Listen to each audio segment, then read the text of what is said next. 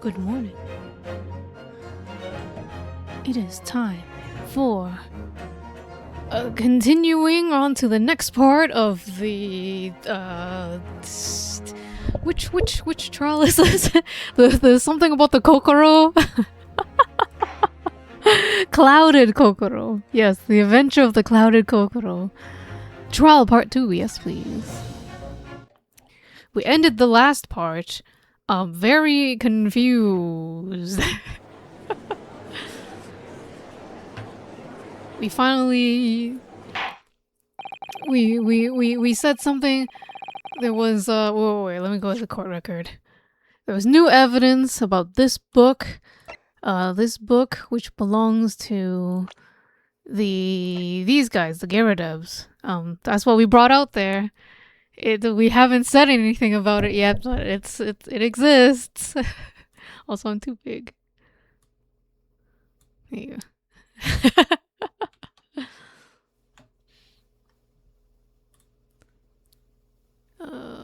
So hopefully that stalls for enough time that we can make some shit up and extend the trial. I think that's what we're hoping for.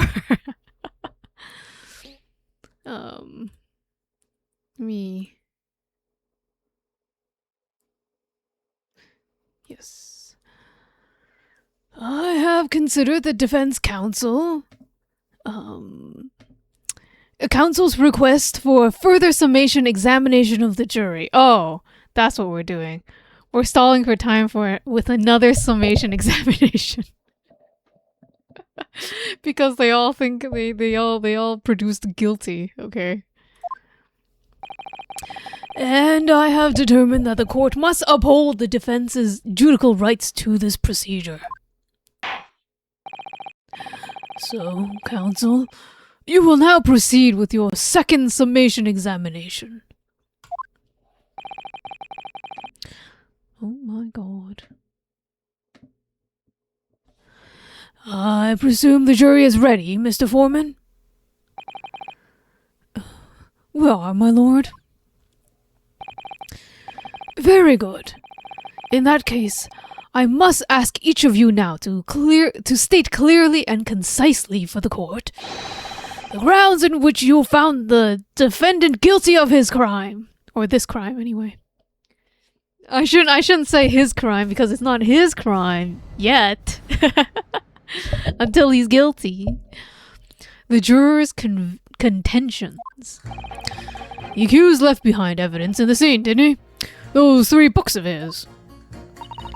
If there is some novel, alternative explanation about how the victim was stabbed, I might reconsider. Oh, is this how we're gonna say Miss Gyarados was throwing knives out the window? and the victim was just happened to be stabbed? Oh god. Even if the woman was throwing books, it can't be related to this crime if the window was closed, can it? Dearie me. It was only a little book, hardly life-threatening even with a direct hit. Oh, look, I just want to get this over with. If I don't bring home some pay tonight, I'll be in a tiny bit of trouble. Come to think of it, we had a fire at home a while ago. It gave me the sneezes. Oh, sure. Yes. Considerably more tangible arguments from all the members of the jury this time round, it seems. With one notable exception, of course. My learned student friend was unable to find faults in the previous witness testimony. So the court must accept the fact that it was indeed the accused seen fleeing from the scene. And moreover... Fucking love that. No one else was even at the scene to commit the crime. Well, if the eyewitnesses are correct, it would seem as if the conclusion is somewhat set in stone. I fail to see how it can be argued any other way.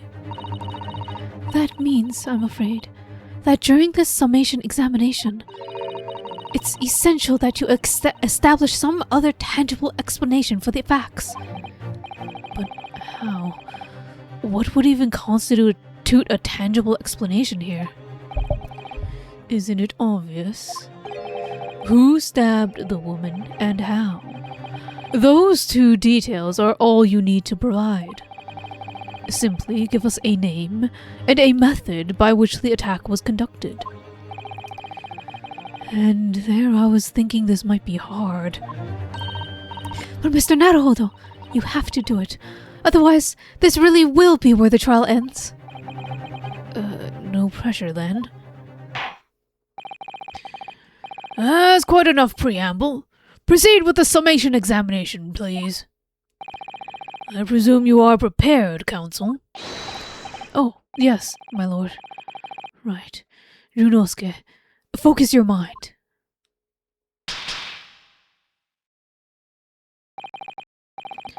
Clearly, the key to this summation examination is going to be juror number 4, the maid, or should I say, Miss Garadeb. We have a book that disappeared from the Garadeb's house on the evening of the incident, and the 4th book found in the victim's hand.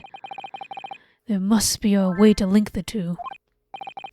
Oh, thank you for the brain cell, Geita. I give you some hearts with a knife. Yes, that's what we have to find.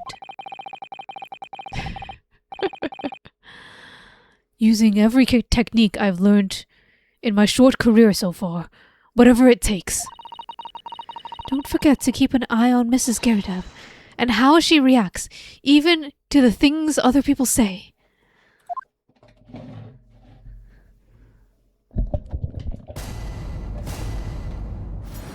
I wonder how many months it'll take for me to finish this game. Lol.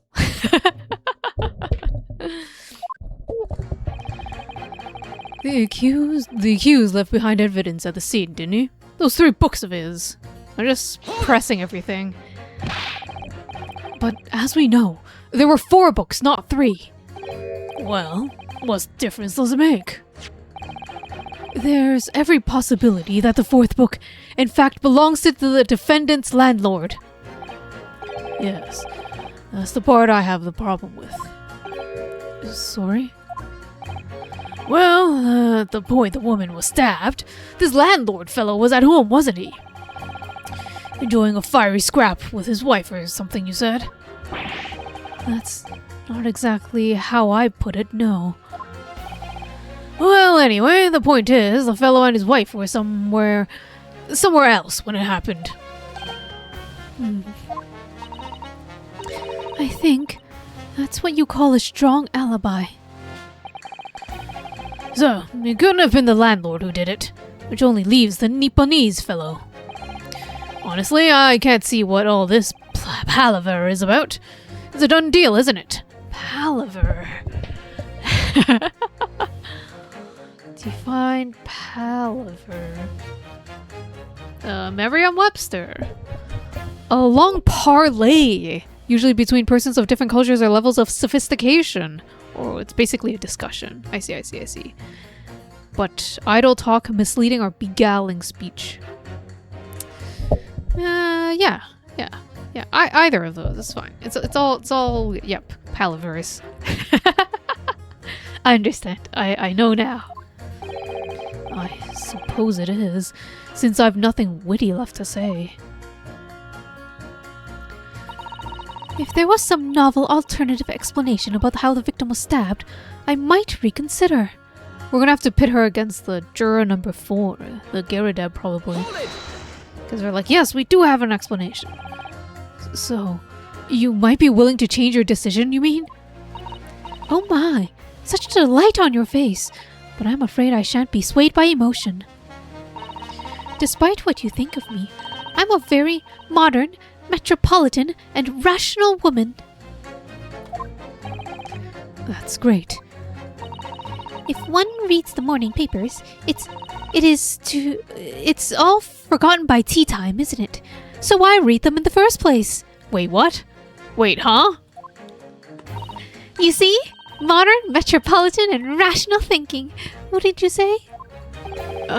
Not at all extreme. She's just like, I'm stupid anyway. Why bother? Respect. I respect your decision. As I see it, an overwhelmingly suspicious Japanese man has been implicated by an overwhelmingly strong testimony. So despite one or two minor puzzlements, I do declare that the man is overwhelmingly guilty. Modern, metropolitan, and rational logic, wouldn't you say? Overwhelmingly. But us modern gals are always delighted to embrace new fads, you know. I'd be all too happy to consider an exciting new theory if you come up with one. I'd be happy to do that too, if only I could. Let's do our very best not to disappoint the modern and metropolitan young lady. Right. I'm glad you omitted the rational there. I'll start it before you finish and even overtake you.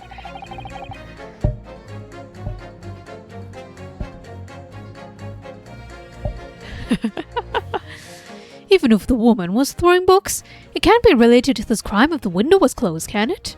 Hold it! What if the window was not closed? But oh, that's exactly what he says. But what about the possibility that the window was open? What about it? I mean, there's just no way it could have been. How can you be so sure? The prosecutor fellow over there said it earlier, didn't he? Winters in London are no joke. You don't want to invite that sort of cold indoors. Oh no. So no, that window wasn't opened. Us Londoners like sitting by the fire and staying warm, you see. But you couldn't categorically state that window wasn't open, could you? It just wasn't. They wouldn't have opened it. Then what's the point in even having windows, huh? Counsel, you will kindly refrain from childish bickering.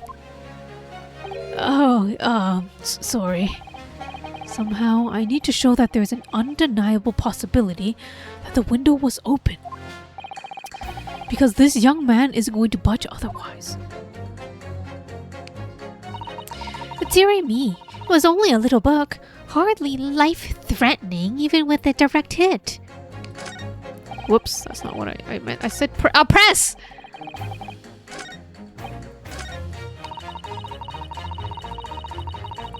Hold it! But the little book was on fire at that time, was it not? With flames of love, I'll have you know. There's really no such thing as a loving incendiary bomb.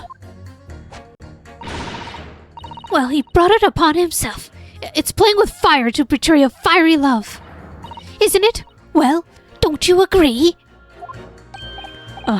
Well, any kind of betrayal is certainly a bad thing, yes. But I think the argument might have arisen out of your misunderstanding, Mrs. Garrideb. Never mind that. The point is, we were having a jovial little dispute. Nothing more. And I won't have any more of these suggestions that it was anything whatsoever to do with this crime. Right. Well, we'll see about that. But what about juror number 5? He doesn't seem to be turning a hair at Mrs. Garrideb's relentless onslaughts. It's almost as though he's used to it. What a gentle soul he is. Look, I just want to get this over with. If I don't bring home some pay tonight, I'll be in a tiny bit of trouble. Hold it! You just want to get this over with? How can you sit there and say something like that? A man's future is at stake here. Well, him and me both, Lamb. Like I said before. What? I told you already. I'm a day laborer, aren't I? If I don't bring home some readies with me tonight, you'll find me floating face down in the Thames tomorrow morning. What? You heard me. My missus ain't one to mess about. You know, she can be fierce, believe you me. Another shining example of marital bliss then. Yes, we love spousal abuse here. It's so funny. Oh my god. A situation like this cropped up the other day. It was, well, you know, it's funny. I can't quite remember. Sorry? It was too frightening, that's the thing. I must have blocked it out. Helpful. I wonder if Mr. Pete will ever be dragged into the Thames by his scarf. I don't even want to go there, Miss Susato. There must be some way to jog his memory about this. Jog his memory? Come to think of it, we had a fire a long while ago. It gave me the sneezes. Oops, I forgot to press it. We need to demonstrate who, apart from Mr. Natsume, could have attacked the young woman on the street. But as to how he or she could have done it, yes. But once again, the jurors' statements are full of personal prejudice. A lot of them seemed convinced they're right, even in the face of logical arguments in the contrary. I think what you're going to need is to pit them against each other, to force them to accept an alternative explanation. Yes. I don't necessarily need to find contradictions between their assertions. Just a connection might do a trick. Just a connection. Alright, I'll see what I can do. If anything stands out, I'll go in for the strike.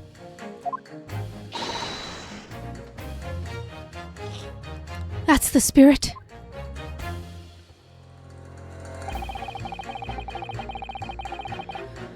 Let's go to the old man and press him, just to be sure it's nothing. Hold it! Although I feel like it is something. Last time he also brought some information. Does that have anything to do with your decision about the defendant's culpability in this case? Sorry? What was that? You'll have to speak up, lad.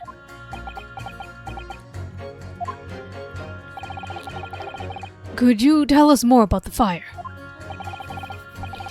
It was last winter. My grandchildren baked me a lovely cake on my birthday. I had 75 candles on top, it did. What a sight to behold it was. It was lit. It was a lit birthday. You put candles on a cake? Was this some kind of devil worship? Of course not. It was an angel cake. To celebrate my birthday, obviously. It seems that is a common custom here in Great Britain, Mr. Naruhodo. Anyways, I mustered all my puff to blow them out. Only I must have blown wrong somehow. The flames didn't go out. The candles went flying all over the room. The furniture caught and everything went up. The whole place filled with smoke. Oh, and that's why they opened the window. That's it. This is it. Oh my god, the scroll takes me to the next person too. Like the look around. That's funny. Definitely sounds like devil worship to me. And by sneezes, I presume you mean a cold. But how did you catch a cold from a fire? What a fiasco it was. The children, bless them, threw water all over me as they tried to put out the flames. But then, because the whole room had filled up with smoke, of course, we had to open all the windows to clear it. Windows. The biting window. Oh my gosh, it's a mimic. The biting winter air rushed over me like a devil dancing on my grave, it did. I caught a terrible cold from it. It put me in the hospital for a while. I won't forget that birthday in a hurry. I knew it was devil worship all along. It's something about this old man's story is playing on my mind for some reason.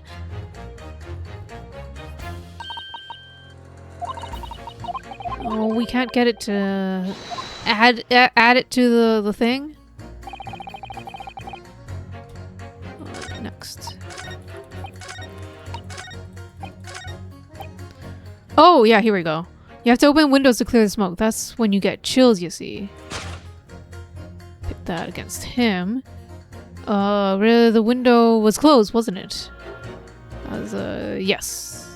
Objection! Those two jurors' statements clearly contradict one another. They do. How exactly, counsel? Don't point at me again. I told you it wasn't me. What was that you say? Speak up, lad, speak up. Juror number 3. Do you see? Oh, me? Is he what, sir? Did you hear juror number 6's account of his birthday celebrations last year? It seems, despite being a Londoner, he once opened his window in the middle of winter. Oh, yes, of course. But it was an emergency. I mean, obviously, if the room was filled with smoke from a fire, then you'd be mad not to open the... Oh! Exactly. On the day in question, at the time of the incident, there was a fire at the Garrideb's household. And Mr. Garrideb had the following to say about it. The whole place filled with smoke. Oh my hat! Wait a second. You have something to say? Oh, you're drinking a lot of tea. Let me take a sip too. Of my not tea. It is, in fact, umeshu. What is it? Juror number 4. Do you have something to say about that? Mrs. Garrideb! Oh, dearie me. What is the meaning of this? You dare imply that I'm hiding who I really am? It's imperative that you confirm something for the court. So please, it's time to drop the pretense now. What is it? When the fire started in your house that day, did you or did your husband open the window? What? I beg your pardon? What are you insinuating? The room would have been thick with smoke after the carpet and bookcase caught fire as they did. In a situation like that, it's inconceivable that you wouldn't open the window. And what if we did? Oh, all right then. Yes, you're right. My husband was frantically trying to open the window, which can't have been easy since I continued to give him a justly deserved book battering. Even though your house was on fire? Oh, you never stop throwing until anger subsides. But that would be terrible bad for the nerves to do otherwise. Sorry, it would be terrible bad for the nerves to do otherwise. Of course. I should have realized. That's a significant step forward, Mr. Naruto. You've managed to establish the window was open. We simply must have to add that to Mrs. Garrideb's formal statement. Now that you mention it, yes. The window was open at the time. I cleaned it. I clean forgotten, but it's true. I just want to get this over with. If you don't bring home plate tonight, I'll be in a tiny bit of trouble. There was something about his statement, right? Where he says, like, I forgot. I don't think we have anything to jog his memory.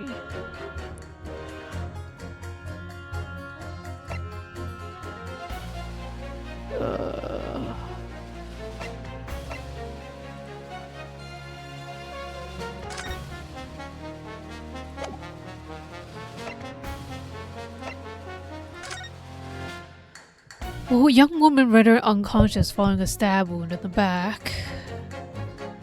The Rolly beat. A victim remains unconscious. Her name was gleaned from her personal effects. Other details are unknown. Apart from the single stab wound from a large knife, no other signs of injury were observed. The assailant was seen running away by a reporting officer that was successfully arrested the following day.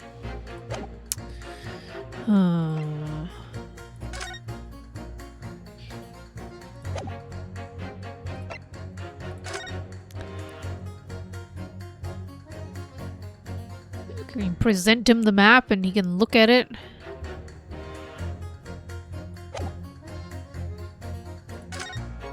Oh, sorry. What does he say now? The window could have been open when the woman was throwing books. I mean, it's definitely possible. Definitely a possibility. If there was some other novel alternative explanation about how the victim was stabbed, I might reconsider. What does she say now? Now that you mention it, yes, the window was open at the time. I'd clean forgotten, but it's true. Let me press him again. I don't think he'll say anything different. Hold it!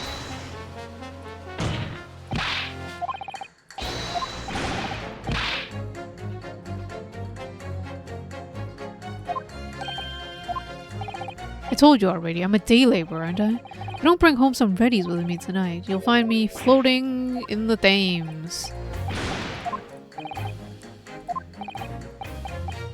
A situation like this cropped up the other day. It was... Do you know, it's funny, I can't quite remember. It was too frightening, that's the thing. I must have blocked it out. I wonder if Mr. Pete will be ever dragging things with his scarf. There must be some way to jog his memory about this. What? Some way to jog his memory? Gosh, I don't know. Wanna give me another clue? So, the window was open when the Gyarados were arguing that day. Yes, Mrs. Gyarados has finally admitted it, which is a very significant victory for the defense. I feel like the fog's starting to clear, and an alternative explanation for this case is starting to show itself. I mean, I know what the alternative is, but I just can't get there.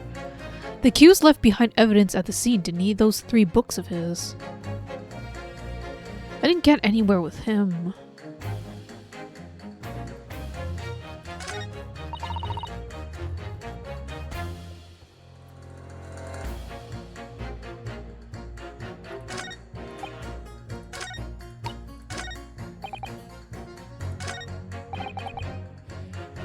Hold it! Wait, fuck! I didn't mean to press that. But that's fine. Did you change your statement from before? Well, yes. It was one of my most memorable birthdays, you see.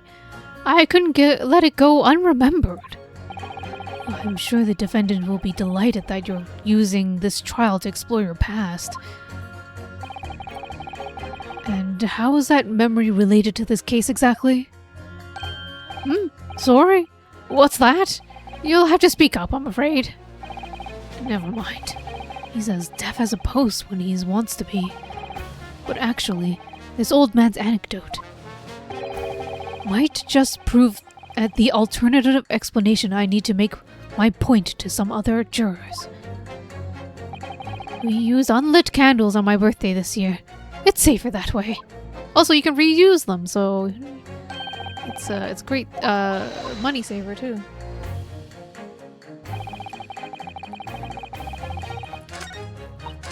How do we remind him? Do we make her smack him around to just remind him? The window was open at the time. I clean forgot, but it's true. I just want to get this over with.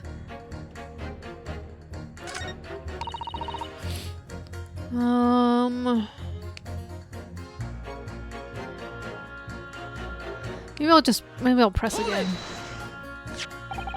The fourth book found at the scene of the crime shows very obvious signs of fire damage. And the title of the book is The Lion's Pride. The same title, in fact, as the book that Mr. Garrideb told us that he had been reading. Well, I couldn't really say. On the day in question, did you or did you not throw at your husband the copy of The Lion's Pride that he had been reading?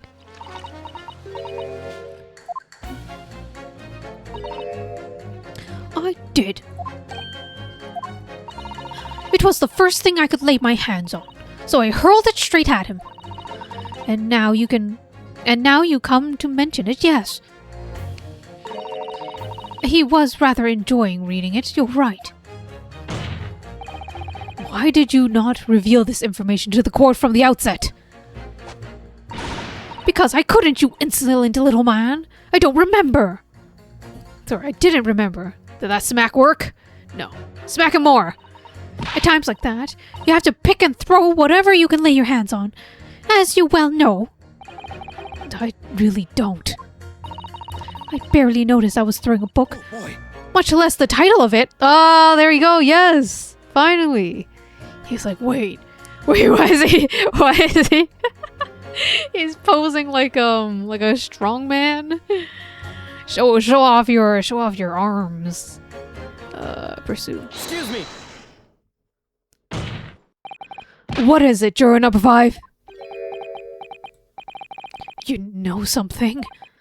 I remember what it was. The memory I'd blocked out. It was listening to this granny. Granny? It was listening to what this granny was saying, brought it all flooding back. Who are you calling a granny, you cheeky devil? I'm Mrs. Garrideb, or the maid, I'll have you know. The man doesn't even flinch. Please tell me it's not because he's used to being hit all the time. That's exactly it. We love spousal abuse. It was about 2 weeks ago now. I just got back home after work, like. I put my hands in my pocket for the wages I just earned that day, and I nearly died. There was a hole. Every last penny had dropped out. Oh dear, what a disaster. You haven't heard the half of it, boy. Oh? The wife was cutting up some chicken at that time, and I could hardly get the words out, but I told her straight. I've lost the wages, love. Next thing I knew, the blade was whistling past my ear, stuck into a wall next to me, it did, about an inch deep. No words, just terror. I could smell it, you know, that god-awful stench of the Thames. I'm sure I was going to end up face down in the muddy banks that night, I tell you. But now it's a great disaster, isn't it? I'll never use that word lightly again. Anyway, point I'm trying to make is that when women lose their rags, they'll throw anything at you. Knives, hatchets, hammers, you name it. Mr. Naruto, you mustn't think that all women are short-tempered and unrefined. You are the last person who should be saying that, Miss Susato Takedown. No, I wasn't thinking that. Throwing household objects at people as well. It's so uncivilized. At least attack with honor. Use a bow or the like. What? Attack? Who are you going to attack? Never mind. Anyways, this man's words could be rather significant, I think. Alright, we'll come back to the bow and arrow thing later, if I dare. A woman in rage will hurl almost anything at you. Kitchen knife really brought that home to me. Hold it! Wait, I didn't mean to press. Fuck. I want to go back. God damn it. I keep pressing Q instead of A. That's what's happening. Your wife really threw a kitchen knife at you? That's right. She was chopping meat with it. Had a tidy edge on it, believe me. Still, it's all memories, isn't it? It'll start with a smile she threw when we were courting. And since then, the list of things she's thrown at me has grown along with our relationship. Oh, is that why the tip of this knife is what's it called? Is blunt? Because it was thrown before. It had to be, taken out of the wall and then it chipped. It was a cup, a glass, and a pot, a kettle, a chair, a wardrobe, a cooker, a bathtub. A bathtub? Your wife must be even beefier than you. Thing came in, and things came to a head last week when she threw me right into the Thames. Still, she's not bad when she's calmed down. She's a little sweetheart, really. I'm so happy for you. If you want to know what I think this whole deal of ladies first that we're so obsessed with in this country was thought up by some clever lads who like to be tossed in the Thames a few too many times by their wives. That's a very interesting theory. What a terrible thought. On the face of it, this juror's statement sounds like a really extreme anecdote. But I think it might turn out to be an extremely powerful weapon. A weapon I might be able to use to make the jurors accept an alternative explanation here.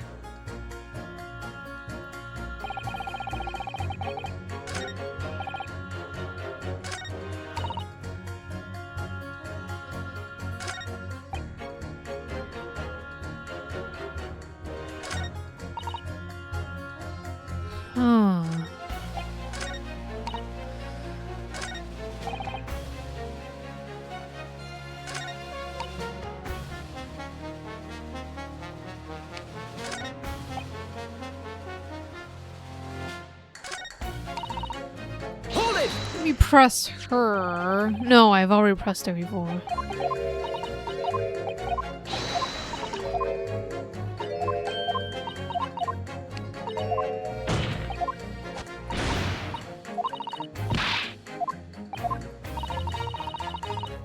I barely noticed I was throwing a book, much less the title of it.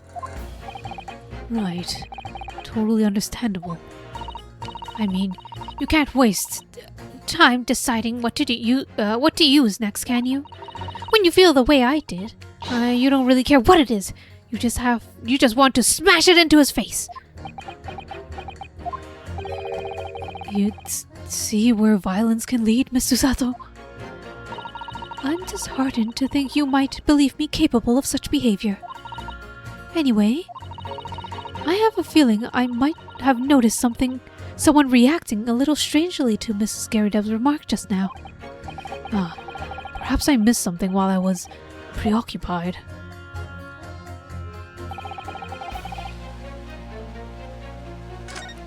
I don't know, okay, the problem is I don't know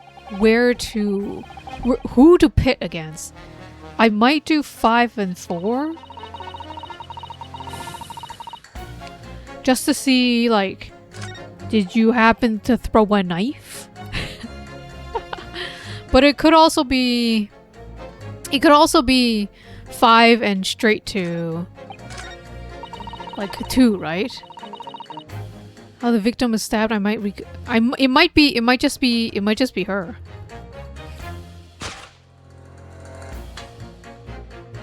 Like, a woman enraged will hurl almost anything at you. A kitchen knife really brought that home to me. And alternative explanation. I don't know if I have the right bits yet. Right? Because it could also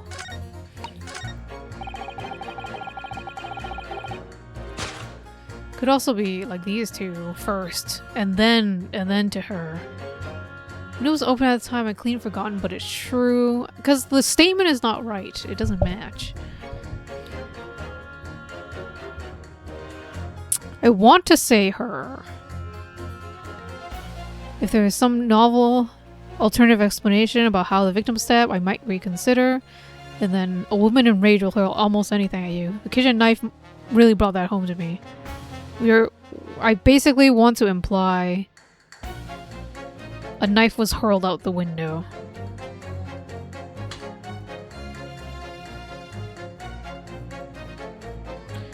Look how open. Throwing books, I mean.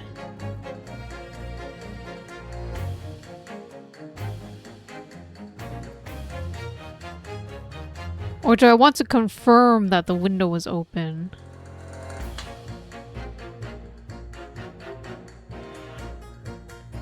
I do have 5 lives. So I should just try. Because I know that's the problem with these games. I know what the end result is. I need to get there. I need to get there with the right steps.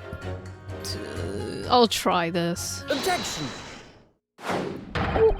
Those two statements clearly have deep, significant connection. Good grief. You mean they don't contradict each other? Explain, counsel, at once!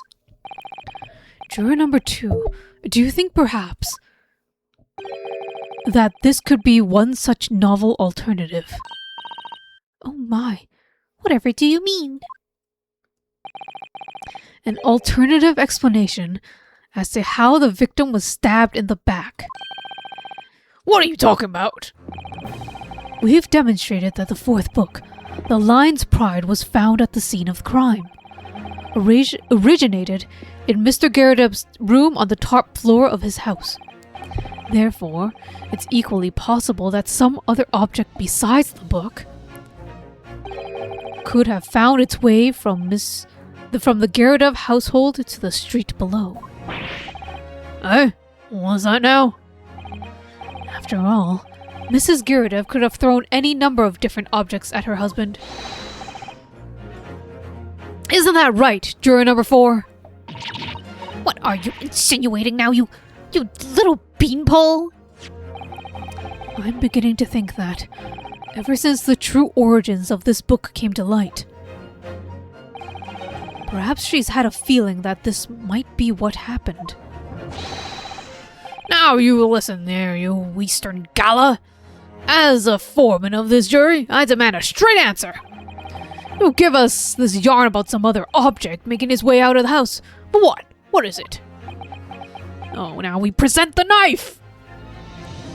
And then we point out the fact that it is chipped. That's how we know it's been thrown before. I guess.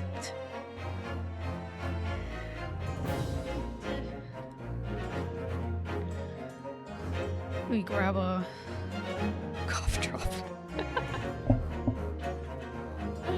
My favorite cough drops.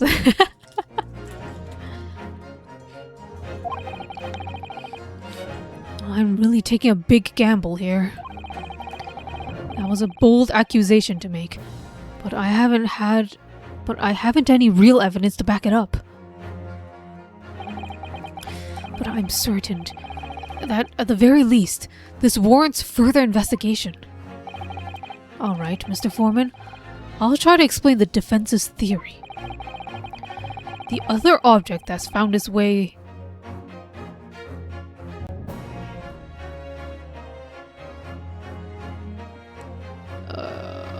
where is it? The other object that found its way from the Garrideb's household to the scene of the crime was...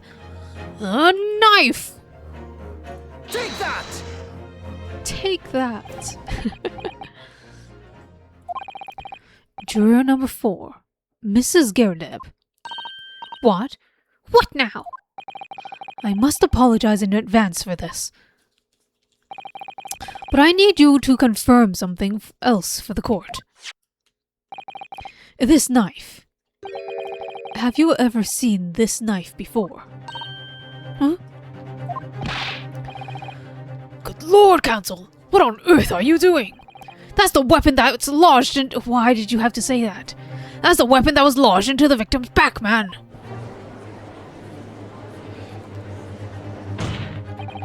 My lord, remember that when the victim was attacked, Mr. and Mrs. Garrideb were at the throes of an argument.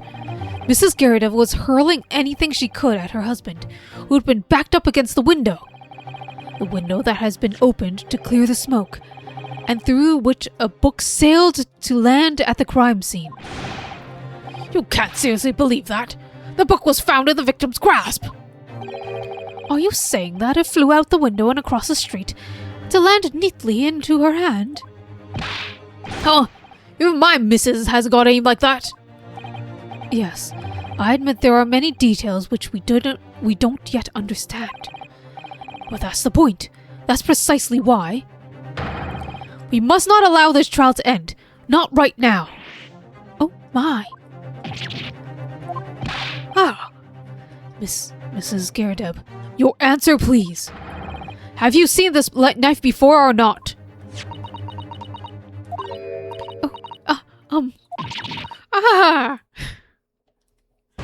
Org. Are we getting a new juror? My lord. I wish to change my decision. I'm a woman of my word, after all. Thank you, madame.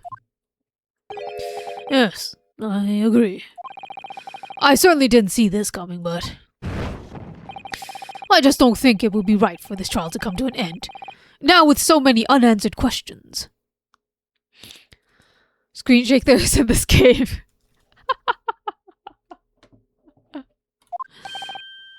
Mr. Foreman. I'd have to agree. Not that I think the granny did it, mind. Yes, you know what? I'm not quite happy about this at the moment either. All together now, ladies and gents.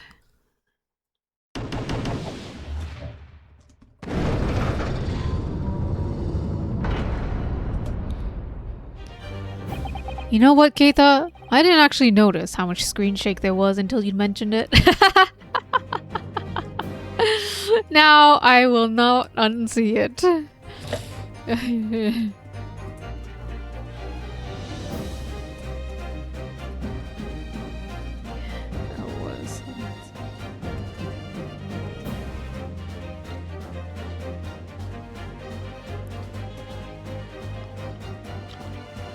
We did it.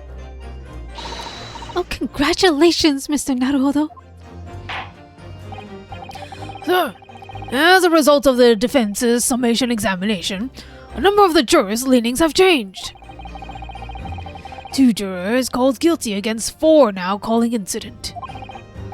Sorry, I didn't say that right, but whatever.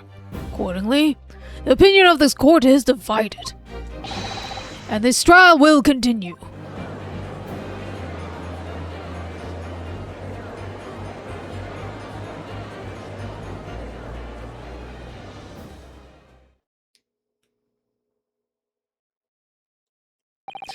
Now then, Lord Van Zix, how does the prosecution wish to proceed? With another throne chalice? No.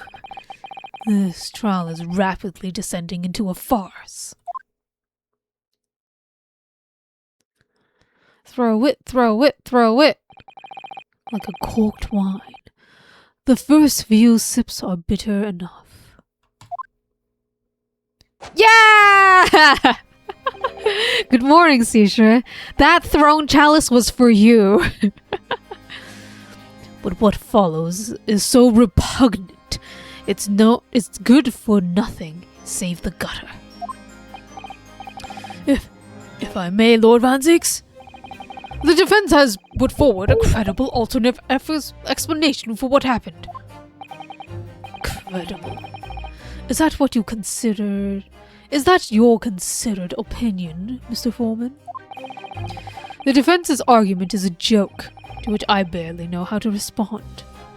But let me start by insisting that you must all familiarize yourself better with the relative positions of those places being discussed. What do you mean by that? What's his angle this time? It should already be more than apparent that between the crime scene and the Garrideb household runs a rather wide street, Briar Road. Which means the distance from the Garrideb's house to the scene is 15 yards.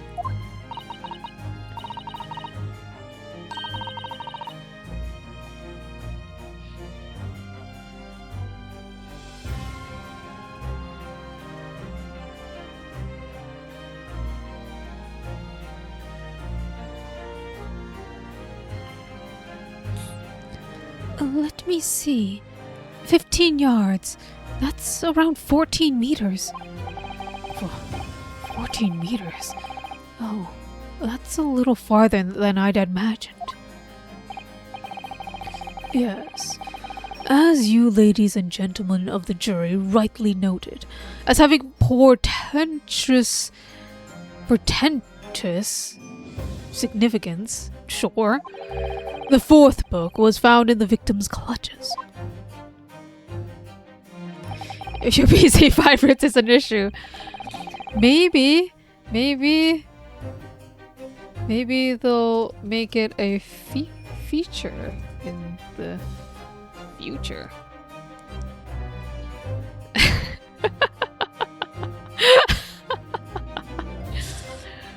Rattle your RAM. Oh, I spelled your wrong. Whatever.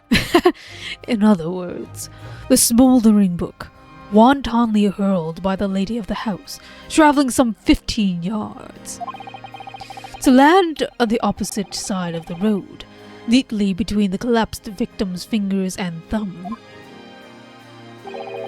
Is that your final conclusion, my learned and deluded friend?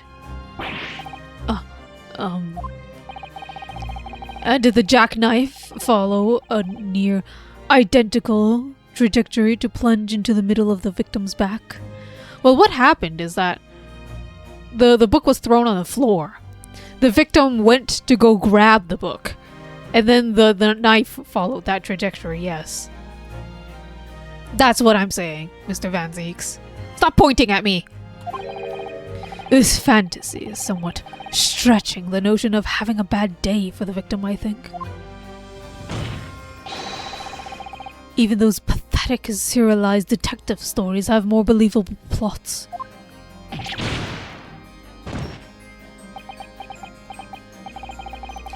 There's nothing I can say to that. That prosecutor loves the sound of his own voice. Miss Susato. Serialized detective stories are pathetic, are they? How dare he? Maybe let's pick our battles here. My lord, might I be allowed to speak? As judicial assistant, you may speak for the defense, yes. Go ahead. The prosecution may consider the idea of fantasy, but what the defense has postulated was believable enough to persuade the jury to change its leaning. And as such, the court has a duty to explore this alternative explanation as thoroughly as possible.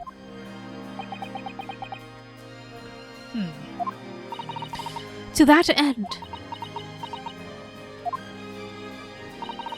Juror number 4, Mrs. Joanne Garrideb, must be called to testify and submit to cross-examination. Saints alive! A cross-examination of a juror?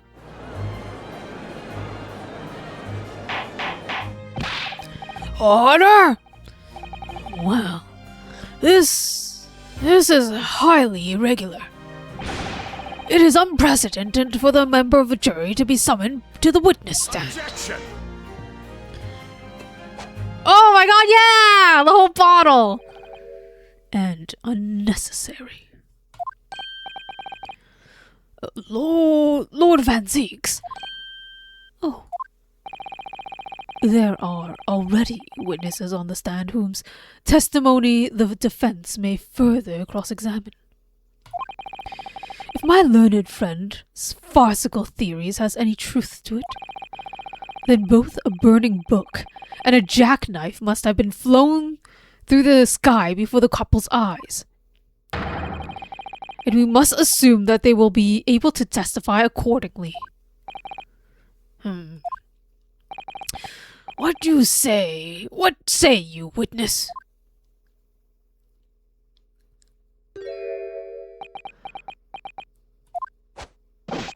Yes, sir.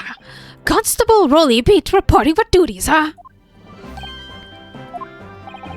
Well, good morning, officer. Sorry for dozing until now, sir. I haven't slept for a month on account of the villains who's appeared on my beat, sir. Oh, they're so heroic, these London bobbies. Patricia, my darling, I've been neglecting you, but no more. Oh, Rolly, my hero, you make me swoon. Very well. I hereby reject the defense's request. Oh.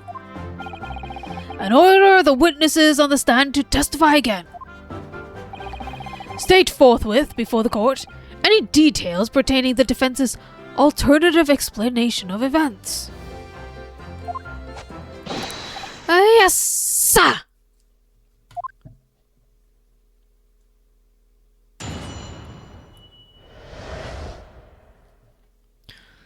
Constable Beat's report. This case has nothing to do with Mr. and Mrs. Garrett. Believe me, a London bobby is good for his word.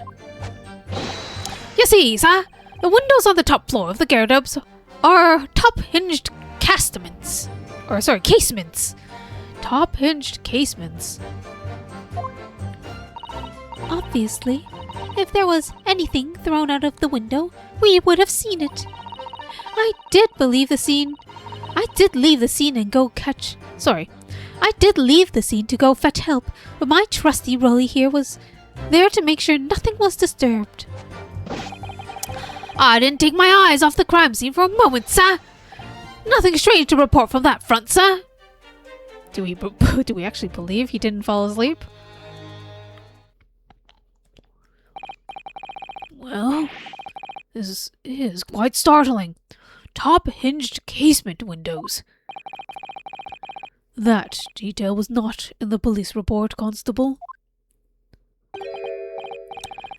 Yes. Sorry about that. I must have been a little drowsy. You cannot excuse your sins with drowsiness every time, Constable. No, sir! Sorry, but what exactly is a top-hinged casement window? And you cannot excuse your ignorance with such trite remarks, my learned friend. Of course, sorry. I found it, Mr. Naruhodo. Cast your mind to the windows in Mr. and Mrs. Garrett's room. All right, I'll try. So the windows open in order to allow air to circulate inside the house. But as it's a top-hinged casement window, it swings open along the upper edge, you see. I'm glad you rectified your ignorance. The casement window's most prominent feature is its stay, a metal bar which prevents the window from being opened beyond a certain amount. It prevents opening. This is all news to me. Absolutely correct, sir. In other words, if a book or a knife were to have been thrown through the open window, it would have clattered against the pane and fell straight down the pavement below. No. You see the problem then? Good. Your education in windows is complete. There were never any possibility of either the book or knife traveling 15 yards over the road. That is, unless the window pane had been shattered, something we've discounted already. That can't be. Did you see that, Rolly? The young Japanese man collapsed in agony. Ah, yes, my darling. I saw it. I saw how he crumbled before me. Oh, Rolly, you're so strong. How is this happening? I haven't even started the cross-examination yet, and already my argument's been destroyed. Counsel, if you could drag yourself upright again. The court awaits your cross-examination. My lord. Oh god. Oh good. Another desperate situation.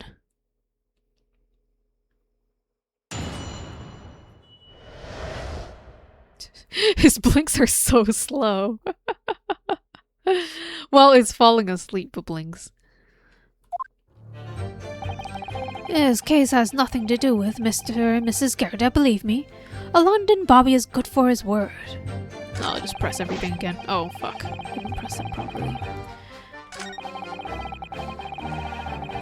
Hold it!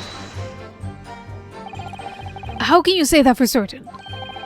A very good question, sir. And the answer is this. It is the noble founding principles of the force written on, as a reminder to all us policemen of our sworn duty. He showed us that before, didn't he? Did he? I can't say I remember. To patrol the streets of London town and uphold the peace of a common man. It's all what the job is about. It's what the job's all about.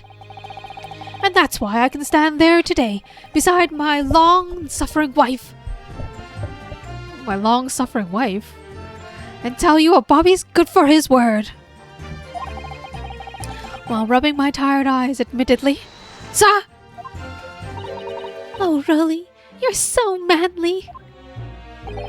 Of course I am, my darling Patricia. Oh, Pat. Oh, really? No, none of this is what I meant.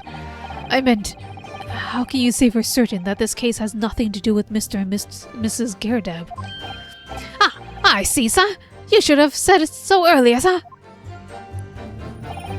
Yes, well, so could you answer the question? That was a waste of time then.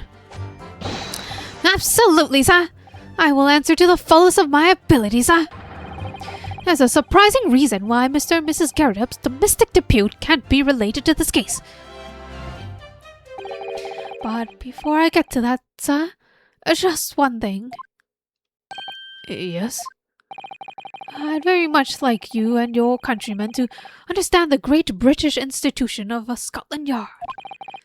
So I hope you'll take back some of these tales of us London Bobbies and how we uphold our guiding principles. I wasn't planning on going back just yet. I've only just arrived here. So in the end, sir, I'd be happy to lend you my warrant card for your perusal. But I must warn you, you won't be able to get through it without shedding tears. Thank you. I'll try. Oh, we got a new item. Warrant card. A small folding wallet that identifies London Bobbies and contains the rules of conduct to which they must adhere. Won't you be in trouble if you don't have it?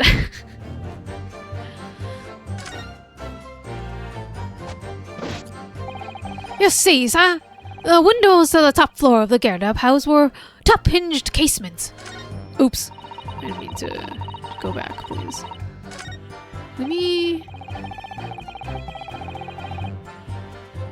Hold it! By which you mean they don't fully open, is that correct? Let's check out this thing. Principles of policing. Item 1. A policeman will strive to preserve the peace within his allotted beat. Item 2. A patrolling officer is expected to walk 20 miles around his beat every day for the furtherance of community relations.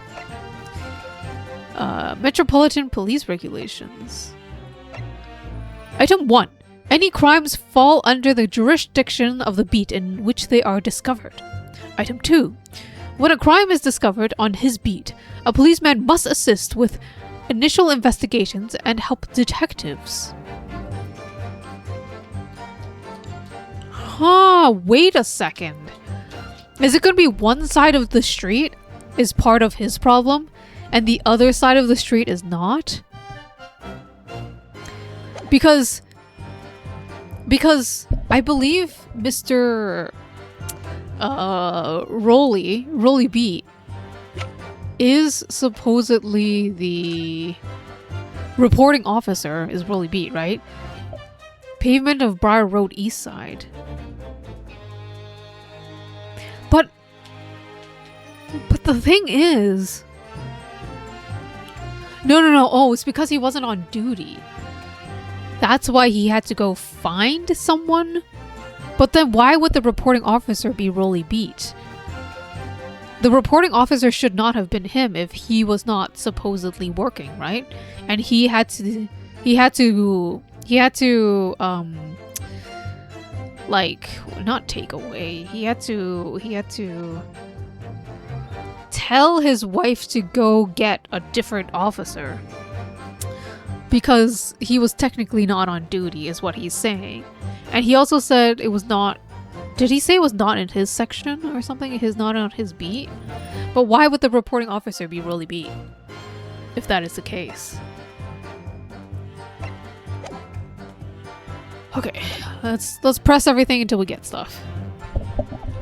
That's what I'm hearing right now. I always thought when he said it last time that he needed to find a different officer. I found that weird because we already had that court record of the case file saying that he is the reporting officer. And everyone says he is the officer in charge, but why would they go find a different officer, and then why is he not the witness? The other officer. Whoever Mrs. Beat went to go find. Oh my god, I'm sleepy. Oh my god, that's why, because I drank. I'm like, why am I so tired? It's so early for me to be tired. It's because I drank umeshu, because I'm too fucking stupid. I just wanted to drink. I think it's worse because I mixed it with like soda. Does that make it absorb faster? I'm actually quite tired. I should be in bed. But no, I have to keep going. I need to finish this game at some point. This year. Sometime this year I'll finish this game because this game is long. By which you mean they don't fully open, is that correct? Yes, sir. They're just there to allow a bit of air through the house, you see? So they're restricted as to how much they open. And therefore, anything thrown out of the window from the inside room would simply strike the pane and fall to the streets directly below. For clarity, allow me to mark the map. Here is the location where the objects would have fallen. Oh, I see. This case is getting more and more complicated. Yes. Directly opposite the scene of the crime. On the other side of the rather wide road. Would it have been so hard for somebody to mention this top-hinged casement thing before? Well, I have another question for you, Constable. And what would that be, sir? How do you even know? Why would you have any idea what sort of windows Mr. and Mrs. Gyarados' house is furnished with? Ah, well, sir, That's very simple. Did you used to live there? Were you the recently... whatever? You see, I helped with investigating yesterday. Oh?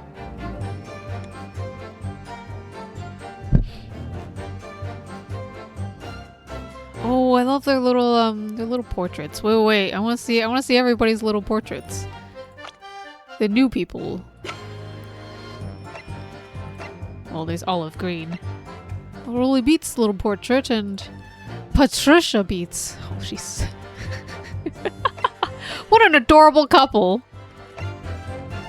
They have like similar sparkly eyes in different ways. Pursuit. Excuse me. Do you have something to add, Mrs. Beat? Sorry? You look, well, delighted. Is there some particular reason for that? Oh, well, I was just remembering, that's all. We really were so lucky. Lucky? What do you mean? Well, of course I feel terrible for the poor woman who was attacked. Don't misunderstand me, please. But we're just so lucky it didn't happen on Rolly's beat. It was so close, you see.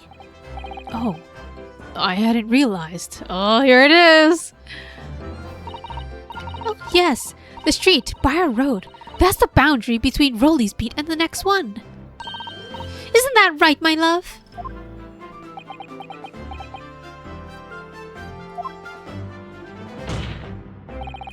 Constable Beat.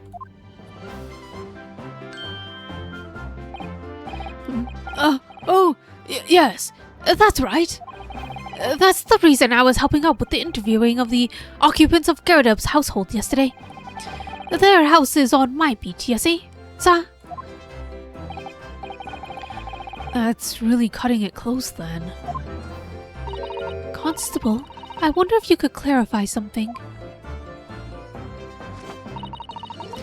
If the Gyarados household is on your beat, does that mean that the pavement next to it is as well?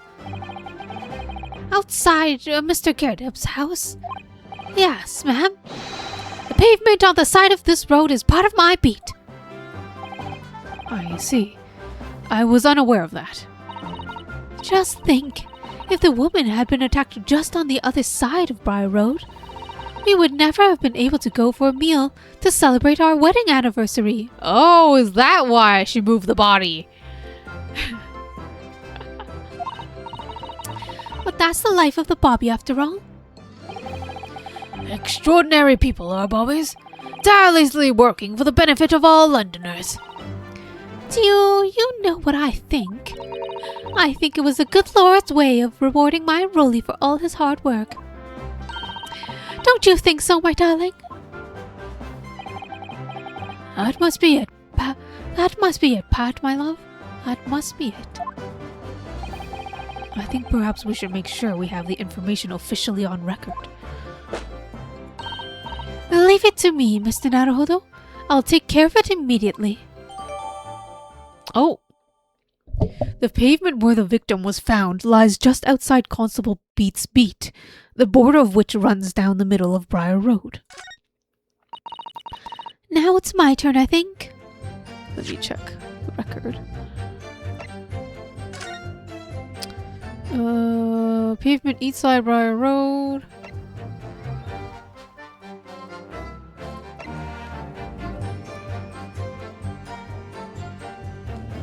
Wait, what changed?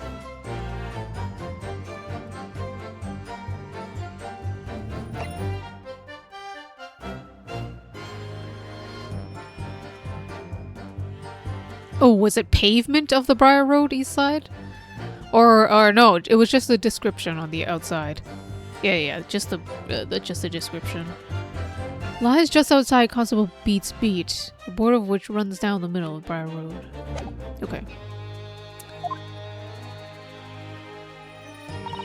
Obviously, if anything had been thrown out the window, we would have seen it. Hold it! But according to my notes here, the sun had got down and it was all... down already and it was dark. Oh, but Rolly and I were strolling along, gazing at the night sky and looking for a lucky star. Sorry? A star that would guide us to eternal happiness. Can't it guide you to answer the question? If a flaming book had cut across the sky in front of us, it would have lit up like a shooting star. And if I'd seen this shooting star, I would have made a wish upon it. Let Rolly be an inspector, I would have said. 3 times at least. Of course, that with the smog and everything around, we couldn't actually see any stars. In short, are you trying to say that neither a book nor a knife crossed the sky before you? Yes, sir. That is correct, sir. As far as the night sky, the London is starless, sir. It certainly seems like they're telling the truth. And when we saw the poor woman fall to the ground, so we ran over to help her. I did leave the scene to go fetch help, but my trusty Rolly was there to make sure nothing was disturbed. Oh, wait, I didn't press that. Hold it! Yes. You said you went to a nearby police box to fetch another officer. Is that right? That's right, yes. If it'd been on Rolly's beat, I would have known exactly where I was going, of course. But don't feel bad, my love. You can't be expected to know the location of every police box on every beat. So Rolly told me the way, only I sort of got a little lost on the way. Patricia, my darling, that's why I love you. Your terrible sense of direction is bewitching to me. Oh, Pat. Oh, Rolly. Oh, please. So, I suppose I was gone for about 15 minutes. But like I said, my Rolly was at the scene the whole time, making sure nothing was disturbed. I was off duty at the times, of course, but a true Bobby is never really off duty, sir. I didn't take my eyes off the crime scene for one moment, sir. Nothing strange to report on that front, sir. Hold it! Nothing to report. That's correct, sir. I had my eyes wide open the entire time, never looking away for a second. No one else approached the scene. What the fuck? No one else approached the scene, and nothing was removed from it. I can swear on the yard's honor, sir. Really, that seems a little strange. I beg your pardon, sir. Strange, sir. Seems altogether regular to me. This burnt copy of The Lion's Pride was originally in the Garridub's household. So the question remains, how did it find its way into the hand of the victim? Can you shed any light on that, seeing as you were at the scene of the crime the entire time?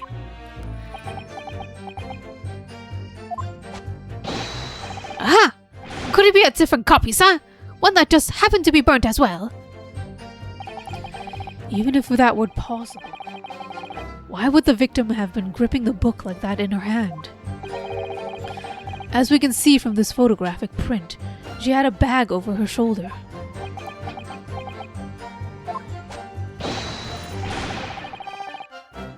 Well, sir, that book was in the lady's hand from the moment we arrived at the scene. Is that so? There's something about this statement that's not sitting right with me. The two mysteries of how that knife ended up in her back and how the book ended up in her hand. There must be some common thread between them.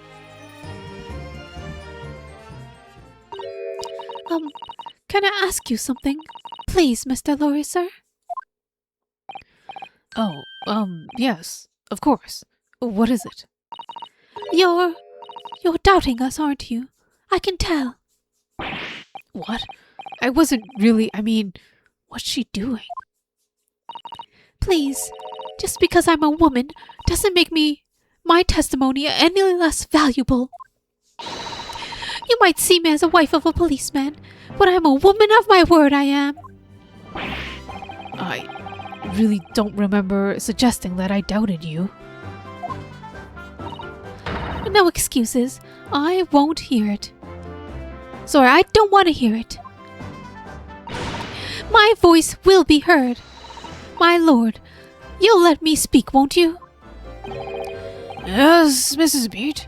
I will allow you to supplement your testimony if you desire. Oh my god, another supplement where she fucks herself over. Sometimes the path of least resistance is the sage one. That was a very loud mutter. I heard that! That Japanese man thinks policeman's wife's word counts for nothing, does he? Well, watch out, sir.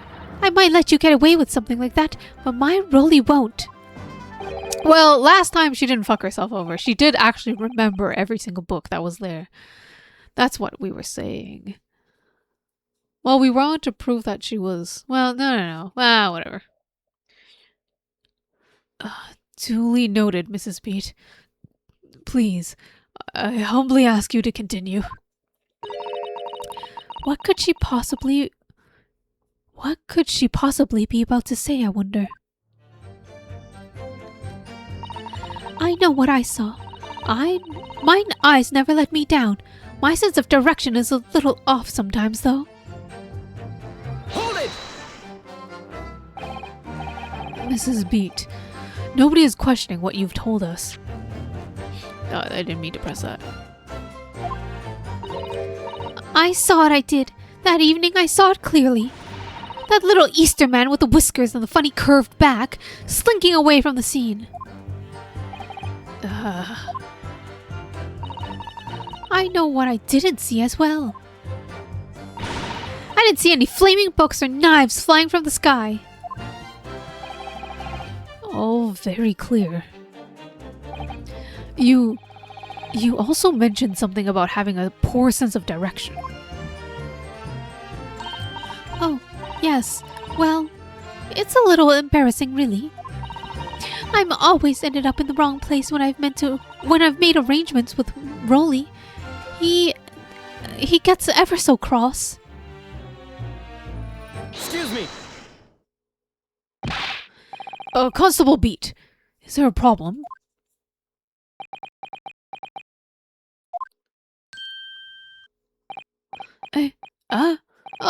No, sir. No problem, sir. Did your wife's remark just now bring something to mind, perhaps? Well, in a way, sir, yes, sir. I was just remembering the same thing happened that evening is all. You mean Mrs. Beat lost her way? On the night of the incident? Well, you see, I sent her off to find the police box in the next beat over from mine. But she was gone a fair bit longer what I was expecting. I thought she'd be back inside 10 minutes, but my darling was gone a good 15. Oh, Rolly, you're such a tease. But the reason I was so long was because of the bouquet, silly. The bouquet? Sorry, what bouquet are you talking about? Oh, it was a present for our wedding anniversary. Rolly's so romantic. He saved up for that with farthings and halfpennies he found in the gutter while doing his rounds. Yes, how romantic. I'd forgotten all about it until just now. Had you, my darling? Huh? Yes. Well, that was just between us. No talking about it to anyone else, darling. You have to. Problem is... Really? Oh. What was that all about? Constable Beat looked very obviously troubled during that exchange. I'm afraid I can't offer any useful insight, Mr. Naruhodo. But I'm quite sure of one thing. We have to ask Mrs. Beat about the bouquet. Mrs. Beat, this bouquet you just mentioned, I'd like you to add details about it in your testimony, if you please. Oh, really?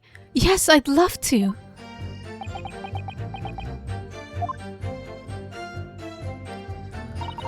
What happened was I dropped my bouquet and ended up losing my way for a while. Hold it! You mean you dropped the bouquet at the scene of the crime?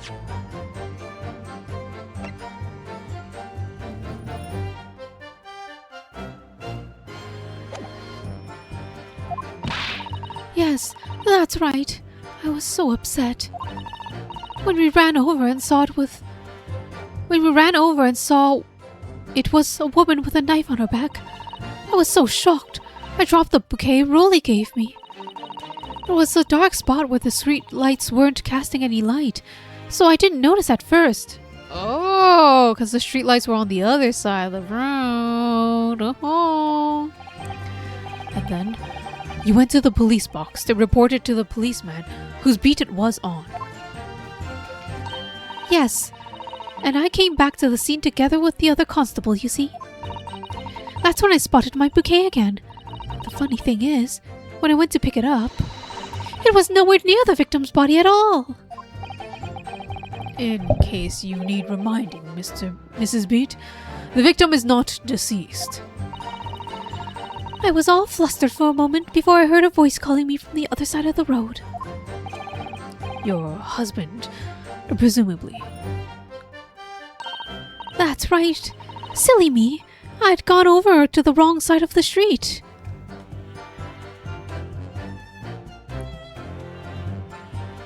Huh. Although I'm going to blame the bouquet this time. I can't think how it got there. I really can't. So, the bouquet somehow moved from one side of Briar Road to the opposite. Curious indeed. Isn't it? But the worst of it is, I forgot to pick up the bouquet again when I left the scene.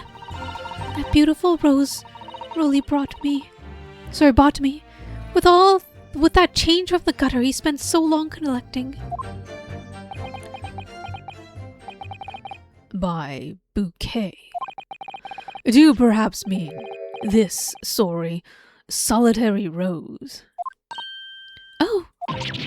Oh, yes, that's it.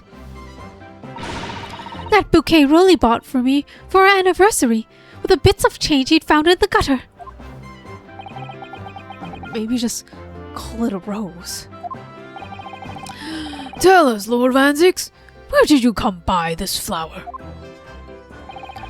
According to the report by the police officer in charge of the crime scene investigation, it was found on the edge of the pavement, in front of the Gerardeb household.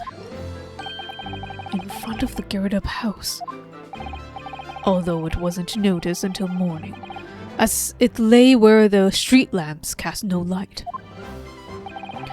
It was believed to be of no relevance to the case, since it was found on the opposite side of the thoroughfare. Oh, thank you, sir, thank you. Could I have it back now, please? No, I think for good measure, this rose should be added to the court record as evidence. Oh. The anniversary bouquet. A present for Miss Patricia Beat from her husband Rolly. The shock of seeing the stabbed victim caused Mrs. Beat to drop the rose where she stood. But it's a symbol of our love. I want it back after the trial. Do you hear me? I want it back. Good grief. Rest assured I shall do my very best to not forget, Mrs. Beat. I didn't take my eyes off the crime scene for one moment, sir. Nothing strange to report on that front, sir. Hold it! Nothing to report. That's correct, sir. I had my eyes wide open the entire time. Never looked away for a second. No one else approached the scene and nothing else was removed from it. Sorry, not nothing else, but nothing was. I can swear that on the yard's honor, sir. Really? That seems a little strange. I beg your pardon, sir. Strange, sir. Seems altogether regular to me. This burnt copy of the Lion's Pride was originally in the Gyarados household. So the question remains, how did it find its way into the hand of the victim? Can you shed any light on that? Wait, I've already read all of this. Fuck.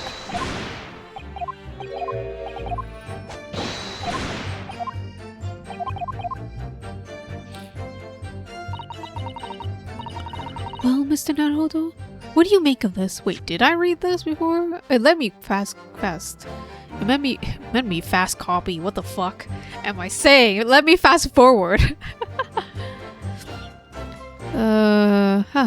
Could be a different copy? No, it's definitely not a different copy. Not sitting right with me. The two mysteries, how the knife ended up in her back and how the book ended up in her hand. I see a common thread between them. So, we already know what happened, right? We just have to prove it. What happened that night was that... Well, we don't know exactly what happened, okay? Scene of the crime is here, but it originally was not here. It was on the other side of the road where the Gyarados were.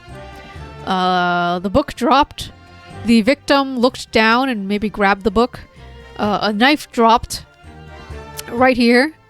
And then that's when the police, Mr. and Mrs. Beat, came and saw the body and Natsume running away. And then Mr. Beat, the policeman, told Patricia... Why would he told Patricia to go away? We don't know if Mr. Beat did that on purpose or not in order to save their anniversary date, right? But Patricia dropped her roses here, went off to find the police box or whatever. Mr. Beat, I don't know if he moved the body or he fell asleep. But the body was moved to the other side of the road and therefore was no longer on Mr. Beat's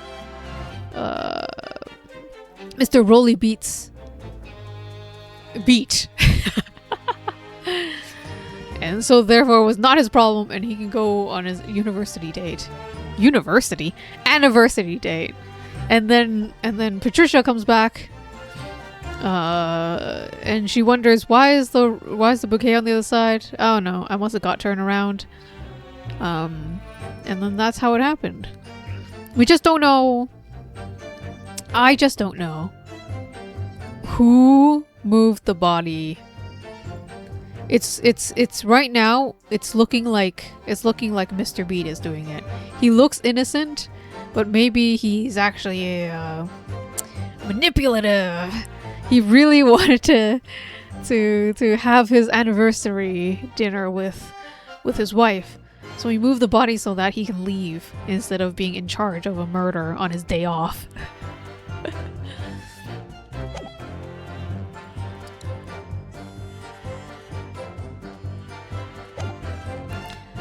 Well, Mr. Naruhodo, what do you make of all this? Yes. The whole idea of an invisible attacker has been troubling me all along. But I believe I'm starting to get a picture of what really happened here now. The fourth book that had no business being at the scene of the crime, made me sure that Mrs. Gyarados was hiding something from us.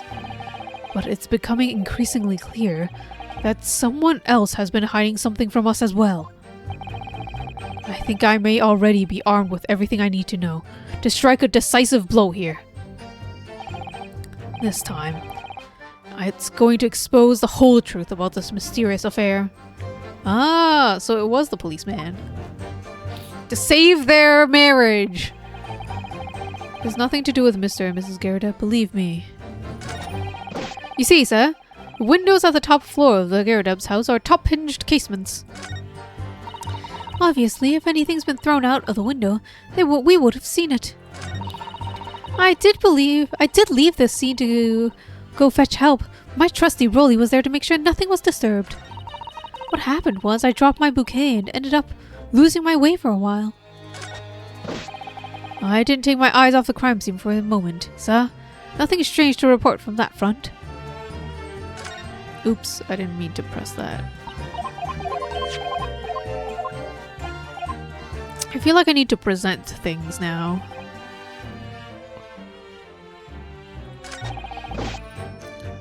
Windows at the top of the Gyarados house are top hinged casements. Obviously, if anything had been thrown out the window, we would have seen it. I did leave the scene to go fetch help, but my trusty Rolly was there to make sure nothing was disturbed. What happened was, I dropped my bouquet and ended up losing my way for a while. I didn't take my eyes off the crime scene for one moment, sir. Nothing strange to report on that front.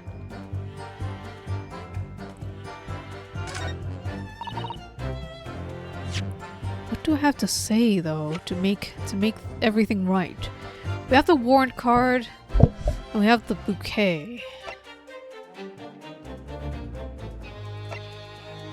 Let me read this again. Policeman will strive to preserve peace within his allotted beat. Patrolling officers expected to walk 20 miles. Any crimes falling under this jurisdiction of the beat in which they are discovered.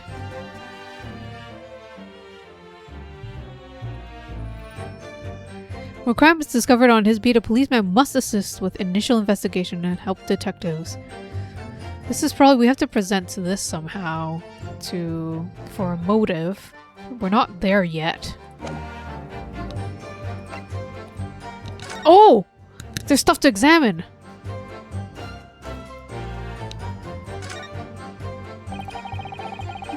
It's a very stylish paper. It's very stylish paper the flower's wrapped in, isn't it? It's an old newspaper, Mr. Naruhodo. Oh, I suppose it's because I'm not used to seeing the English print. It looks so exotic to me. Ah, I see. Is something wrong? Oh, no. I was just thinking if you wrapped a stone-baked sweet potato in English newspaper, it might look like some sort of fancy cake. Ah, Susato-san, you do love your cakes. An English rose. It's such a beautiful flower. Ah, this is a rose, is it? I've never seen one before. Do you not take an interest in flowers, Mr. Naruhodo? I wouldn't say that exactly, but I do know 3 types at least. Gosh, 3? Yes, plum blossom, peach blossom, and cherry blossom. Perhaps you should consider branching out, learning some that aren't fruit tree based, for example. Is there anything to look at?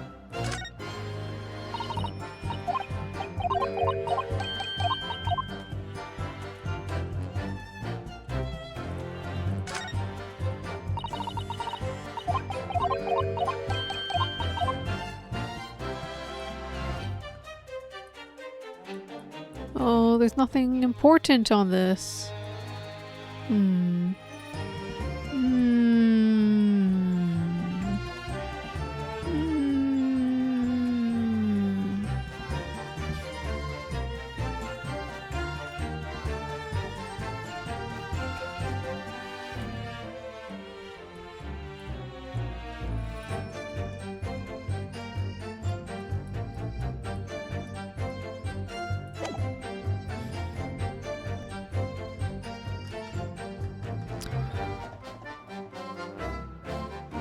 I dropped my bouquet and ended up losing my way for a while. Hold it! You mean you dropped the bouquet at the scene of the crime? Yes, that's right.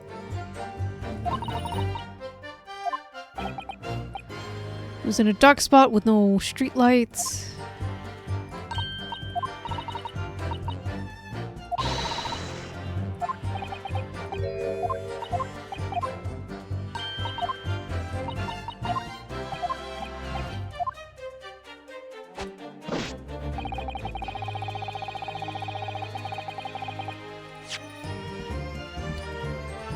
The bouquet somehow moved from one side of Briar Road to the opposite.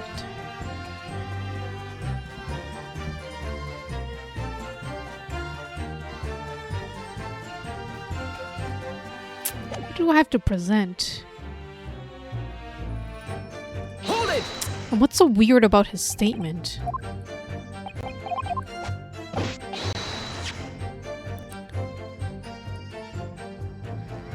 And my eyes wide open the entire time, never looking away for a second.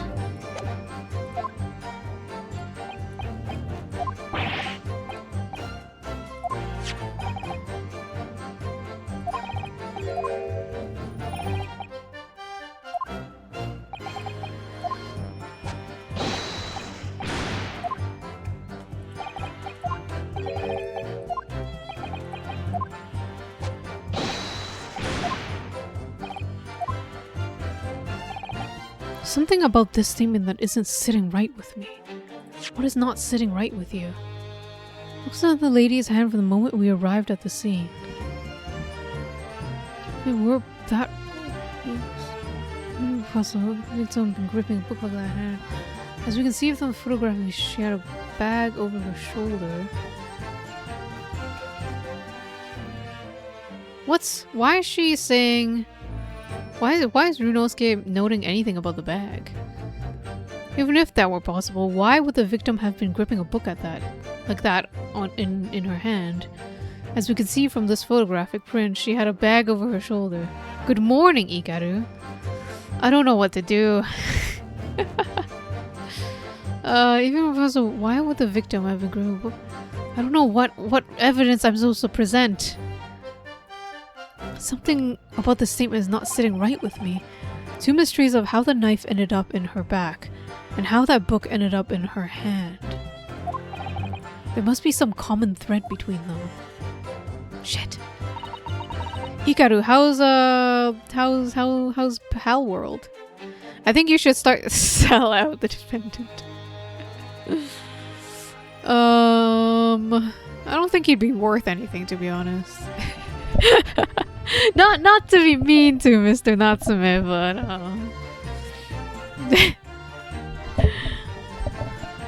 a lot of fun?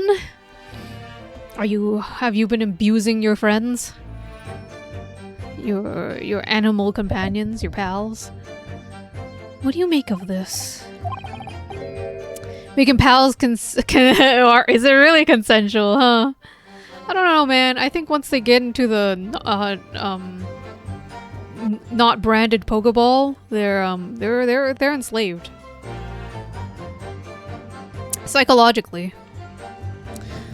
The whole idea of invisible travel, I'm starting to get a picture of what really happened. The fourth book had no business being on the scene of the crime. Made me sure that Mrs. Garida was hiding something from us. Someone else is hiding something too. I think I may already be armed with everything I need to strike a decisive blow here. This time, I'm going to expose the whole truth about this mysterious affair. Fuck. That's the game telling me that I have all of the information and I need to present evidence. The things that I got new are these two. That means I need to... that's telling me that I probably need to present something. That's probably those two.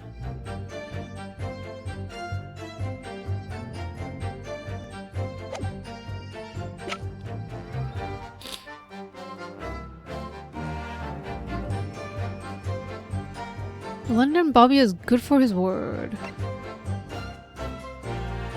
The shock of seeing the stabbed victim caused Mrs. Beat to drop the rose where she stood. But it's not where the victim... What happened was I dropped my bouquet and ended up losing my way for a while. I didn't take my eye for the crime scenes. Nothing to report. Midst of making what can only be described as a Barney the God-slaying dinosaur. Is it actually purple? What happened was I dropped my bouquet and ended up losing my way for a while. My trusty Rolly was there to make sure nothing was disturbed. If we would have thrown it out the window, we would have seen it. Windows on the top floor, so I don't know what. I don't know where I'm supposed to be presenting evidence. Because there's nothing to... The windows on the top floor of the Gyarados house are top hinged casements. Okay. Obviously, if anything had been thrown out the window, we would have seen it.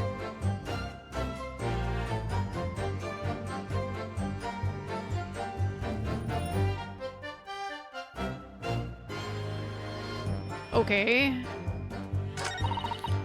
I did leave the scene to go fetch help, but my trusty Rolly was there to make sure nothing was disturbed. What about the bouquet? Oh, I think that's it. Because she dropped the bouquet at the scene of the crime. Then why was that supposedly moved? Is that where we're going? I'm going with that.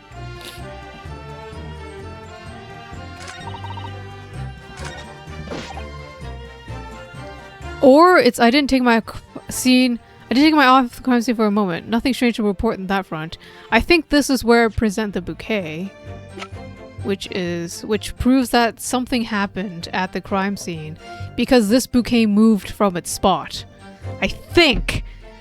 The shock of seeing the stab victim caused Mrs. Beats to drop the rose where she stood, but the rose bouquet was not where she left it.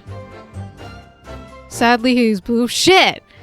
You should be able to paint your pals. Where is the dye your pals option? Is there shiny? Is there shiny pals? Request it as an option.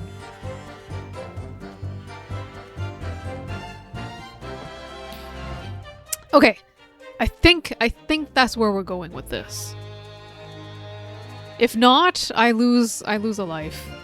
Alright, what else? Objection!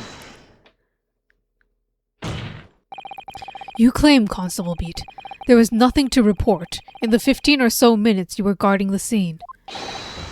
But that cannot be. This is a shiny, but they're all they're slightly stronger and bigger. Oh.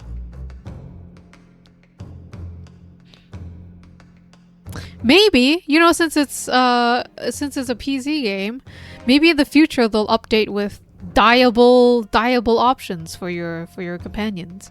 Only thing you can you can give them outfits.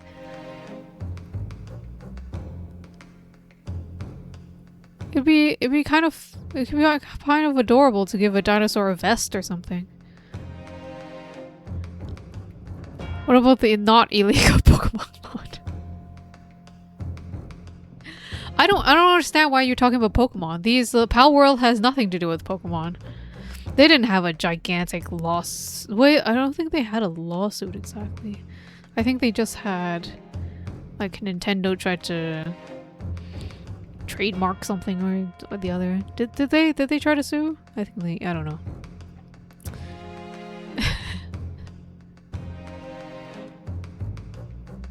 Sadly, Barney's outfit makes him gold and gives him a crown. Pah. I feel like Barney would totally wear a crown though. I wonder if he ever did in an episode. Did Barney ever wear a crown?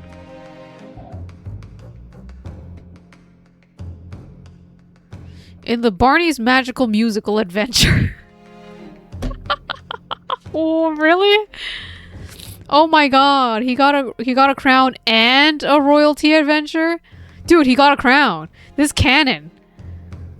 It's canon that Barney has a crown. He also had a cape and a fucking horse. Like a hobby horse. You know, like a wooden one. Relaxaurus?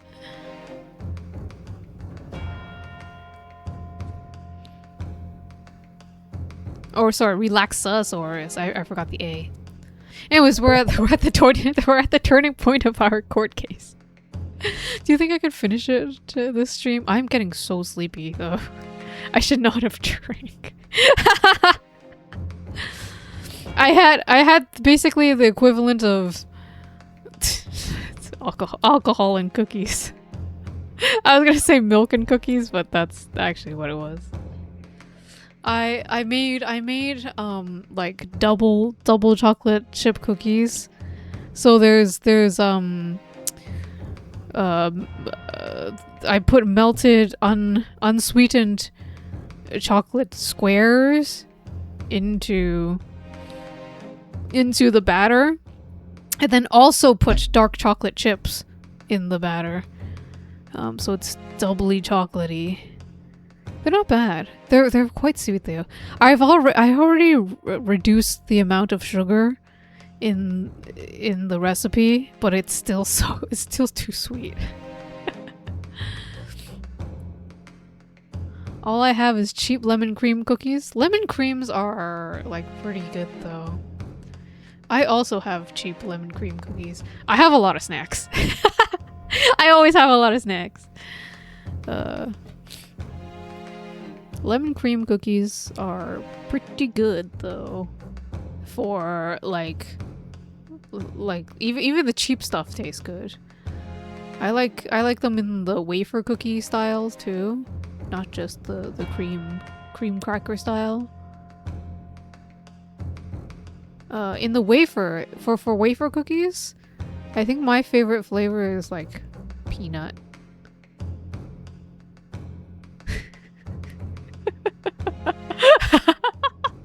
That is where my train of thought has gone. Okay. Court time! You did it, didn't you, Rolly? You did it! You've been basic. You like the basic vanilla? I never choose vanilla. It's either lemon or peanut for me for wafer cookies. What other flavor do I like?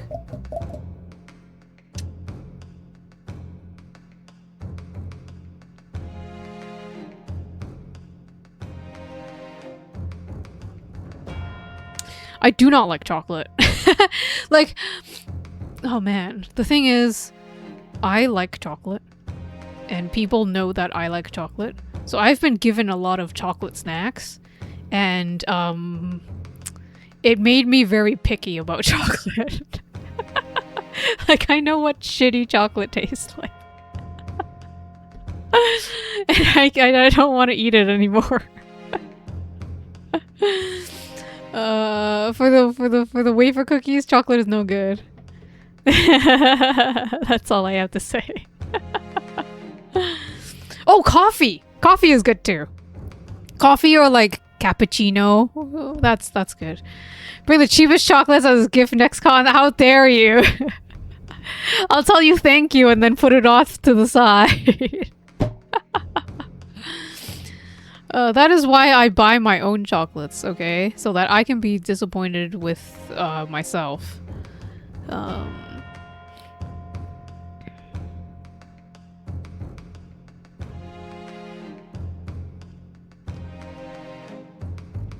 I've had those like little bun things. Like you know, they look really cute.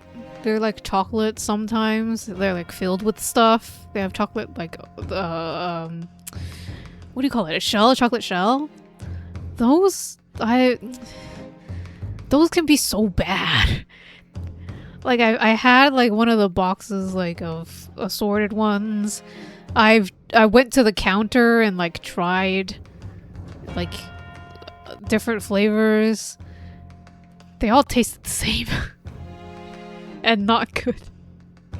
I need to get like nice ones to try. I do like them sometimes.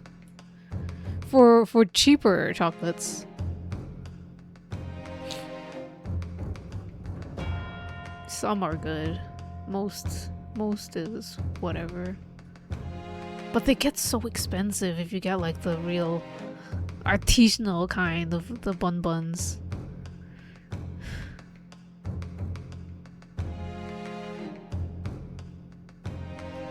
So I should just make things at home. So at least it'll be significantly cheaper because I'm providing all of the labor. I can spend hours making a dessert and then be disappointed instead of spending money on dessert and being disappointed. There is a chocolate tart that I made that's so good. But it takes so long to make because like I make the chocolate like crust. I make the caramel. I make the chocolate filling that goes into it. It's so good. But it takes so long to make. But I really want to make it again sometime in the future. Because it tastes good. Guilty chocolate love is mint chocolate. Only have them once a year. You know what? I love mint chocolates. I've only ever had one peppermint patty in my life, and I loved it. And I love after eights. So as far as like more mainstream chocolates go, after eights are great. Godiva ones are also okay. I can't eat too many of those though, because then they all taste like nothing after a while. After like the second one I eat, they taste like nothing. I'm so picky. It's so bad. I can't enjoy my dessert because I get so picky. Okay.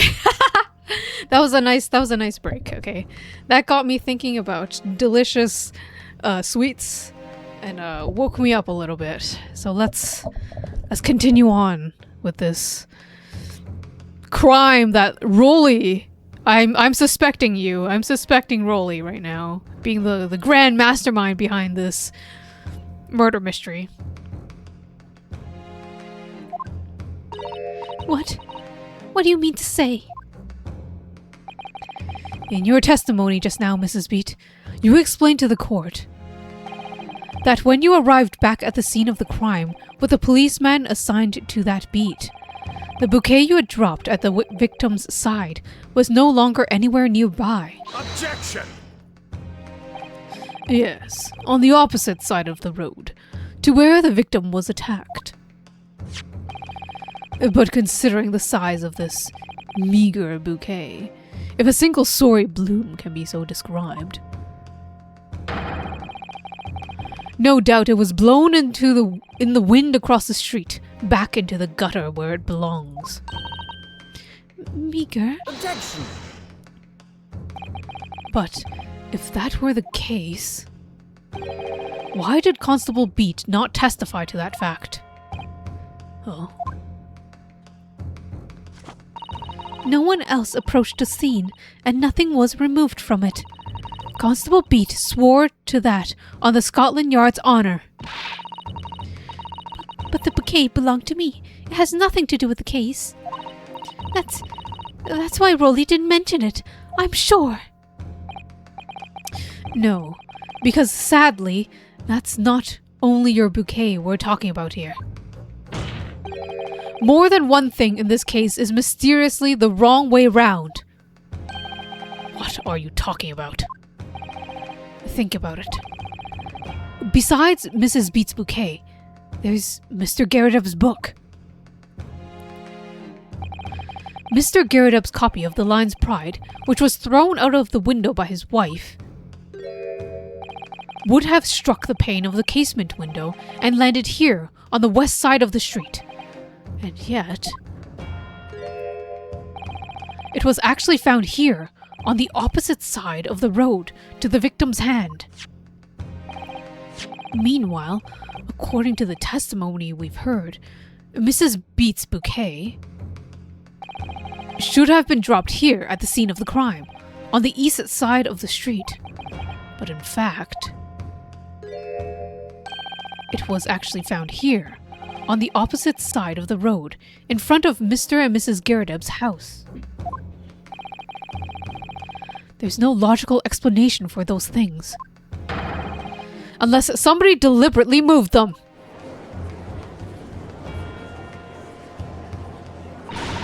What are you trying to say? The way you're talking sounds like you think my Rolly's done something wrong. Don't you listen to a word that scrawny lawyer has to say. Wittering about books and bouquets. Why should we care? It's nitpicking, that's what it is. Oh, good. Mrs. Garridub's come round. You might call it nitpicking, Mrs. Garridub. But deliberately meddling with the scene of the crime is a criminal offense. It's called, tampering, Mr. Naruhodo. But the person responsible for this tampering cannot admit to it, for a very subtle but compelling reason. Objection! Tampering. You've barely heard the term before. Tell us, my learned friend, who possibly could have had cause to carry out such an elaborate deception? Yes, there is someone who tampered with the scene of the crime that evening. All the evidence and all the testimony points to one particular person. Counsel, I must demand that you obstinate. I must demand that you substantiate this conjecture. Who are you saying is responsible for tampering with the scene of the crime? You! For your anniversary date! Take that! Obviously, there's only one person fucking hell. There's only one person it could have been. Whoa! Big point! Constable Riley Beat! It was you! What? A policeman? A member of the Scotland Yard? What nonsense! Why would my Rolly do something like that? There's no one straighter than my husband. No Bobby works more tirelessly for the people of the London. Mrs. Beat, you said in your testimony that your husband asked you to go to a nearby police box to fetch an officer on duty. The 15 minutes that you were absent from the scene is the only opportunity anyone had to tamper with it. You're making it up. It's all nonsense. It's all lies. What about the Japanese man with the whiskers? I bet it was him. He did it. Objection! If that was true, Constable Beat would have seen him do it. Oh. And forgive me for pointing it out, but when you dropped your bouquet, Mrs. Beat, it was after the defendant had fled the scene. Well... Objection! First, you make accusations about the landlord and his wife, and now you incriminate a policeman as well. But your accusations lack one important thing. You claim the crime scene was tampered with, but there is only one reason anyone would commit such a reckless crime: to hide something. That's right. He's right. But my husband and I just happened to be there. That's all. Why would we have anything to hide? It doesn't make sense. You've offered no motive for this alleged tampering. I do have a motive. I said so right before this. I know exactly what to present as a motive. The very thing he lent to me will be his downfall. And until you do, your accusations are nothing but empty threats. Constable Beat had a very good reason for wanting to tamper with the scene of the crime. That's the key to this entire affair. Mr. Naruhodo, have you managed to solve this mystery? Counsel, you have made a very serious accusation against the London police officer. If you are mistaken, I'm sure I need not point out that your reputation as a lawyer will be irrevocably damaged. With the stark warning in mind, you will now explain to the court the motive for this alleged tampering.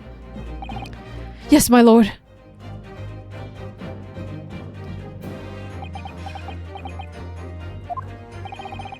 Constable Beat's motive for tampering with this crime scene was to hide where the victim fell, because it can't be on his side of the street.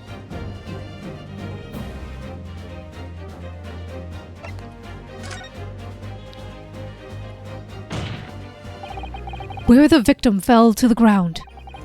That's what this Bobby had to cover up at all costs. What? Where the victim fell? You mean where she was attacked? What are you talking about? We told you at the very start, didn't we? On the pavement of Briar Road. We saw it happen, remember? It was right here, as if anyone didn't already know. That's certainly what everybody has been led to believe. But in fact, that isn't where the victim was stabbed at all. What? What?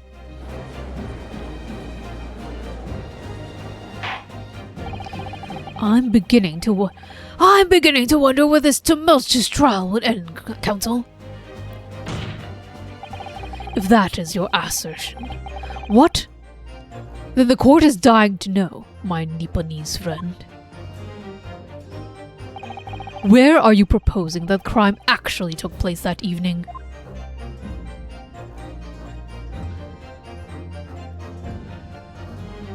What? Sorry. Take that! But that's on the opposite side of the road. I don't understand. Oh, he's starting to unravel. Mr. Beat can't look at us anymore. On that evening in question, Mr. Garrideb's book fell directly down from the open window above. I'm easily amused by stuff like I'm glad we are the same. That's just great game design, okay? It's like a game within a game. And your bouquet, Mrs. Beat, never moved at all. What did move? Whoa! 2 spins! Wow! Or is that 1 spin? I think it might have been just 1 spin. But it felt like 2 spins! What did move was the scene of the crime itself. Good gracious! I feel like I can finish this part in this stream. I feel like it. I can do it. Perhaps you have not been listening to an ample testimony the court has heard. But these witnesses both saw the moment the attack took place. That's right. I saw it with my own eyes. It was 5 o'clock in the evening, and already dark. There was the typical London fog on the ground. When you saw the incident unfold, and ran to the victim's aid. That was actually on the west side of Briar Road. No, that's not true. It can't have been. Constable Beat then arranged for you to be absent for a while by sending you for help. And during that 15 minutes you were away, he transplanted the crime scene. He moved all the things shown in this print. The victim, herself, the 4 books. He moved everything, in fact, to the pavement on the east side of Briar Road. Extraordinary. But the constable overlooked one thing. What? What did he overlook? The bouquet, I presume. Exactly. And the fact that you saw the victim in the dark, not the street lit side of the road. The prosecution told the court a few minutes ago about the discovery of the rose bouquet. Lord Van Zeek said it wasn't noticed until morning, as it lay where the street lamps cast no light. Yes, it couldn't be seen in the dark, obviously.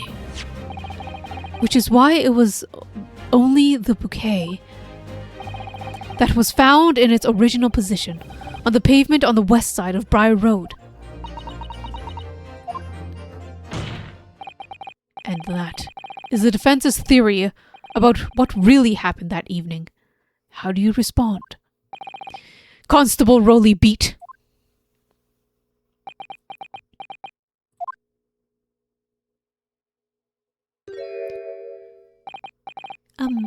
Well, I'm very sorry. I didn't mean to nod off again, but I haven't slept properly in a month. Did I miss anything important? Oh, Rowley. It isn't true, is it? What the lawyer said is all lies, isn't it? I know it is, because you're the most upstanding, righteous man I know. I had a dream. A terrible dream. All the things I did that night. Everything come out everything exposed. Only, it seems it wasn't a dream at all. Good. Good golly! Order! What on earth is the meaning of all this? Oh, really? Why? Why would you do something like this? Moving a corpse is a criminal offense, isn't it? And wishing the victim dead should be one too. Constable, explain yourself. Why would you do this? As a respected member of Scotland Yard, your duty is to protect the good people of London Town. I can't say, sir. What? I really am so sorry about all this. For damaging the Yard's reputation. For everything.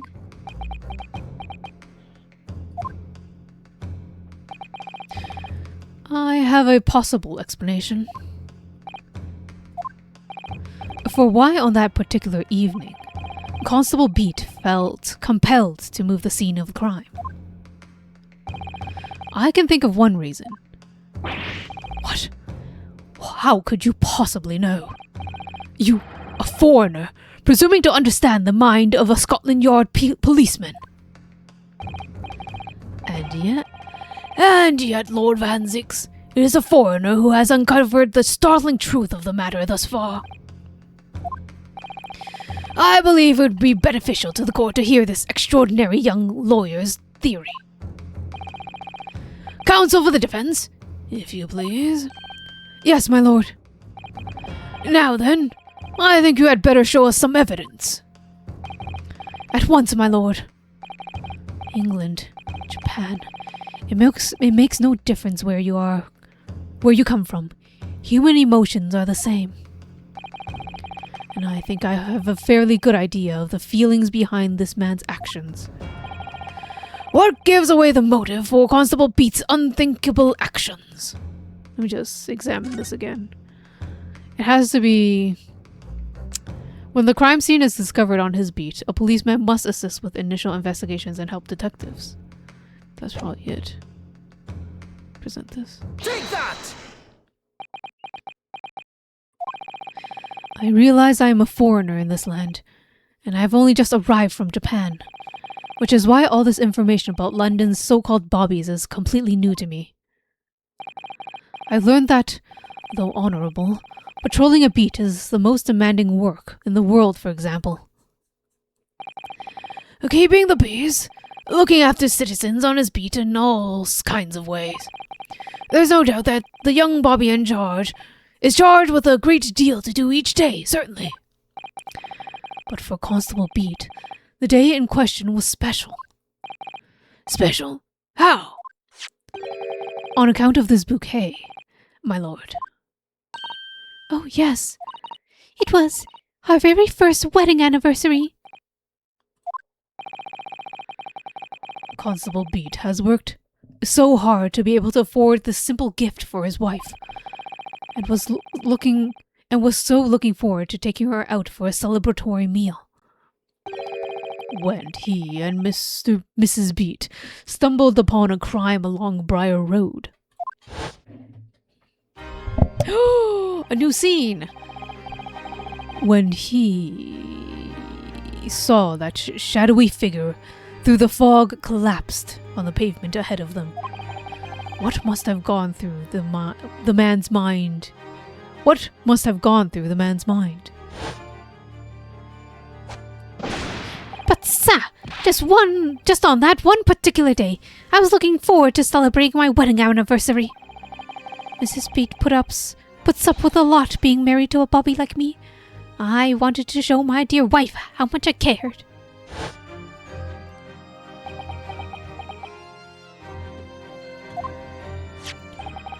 This is the warrant card that the Constable Beat had offered to lend me earlier.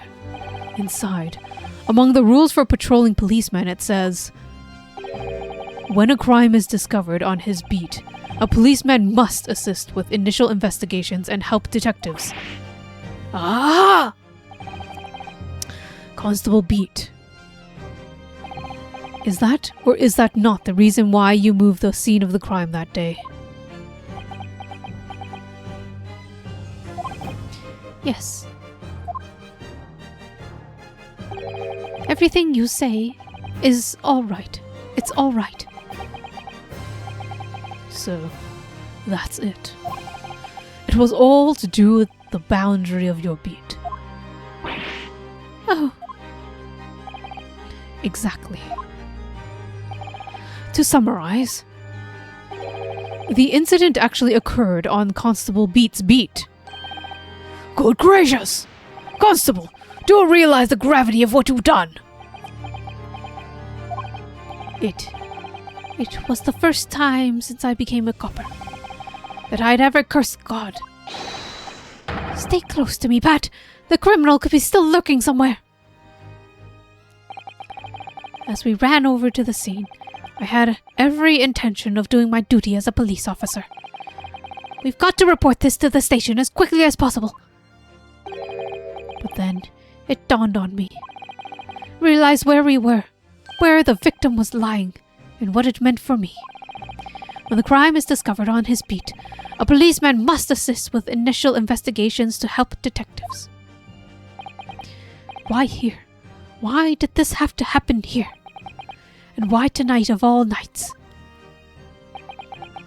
Why?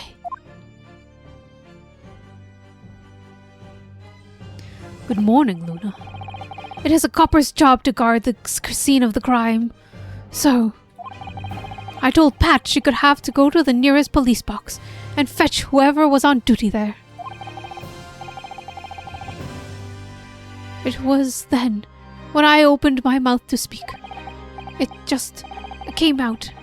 I couldn't believe the words that were coming out of my mouth. This is the beat. This is the next beat to mine, Pat. So you'll have to go to the police box that covers it. Turn right along Meerstrom Street and then...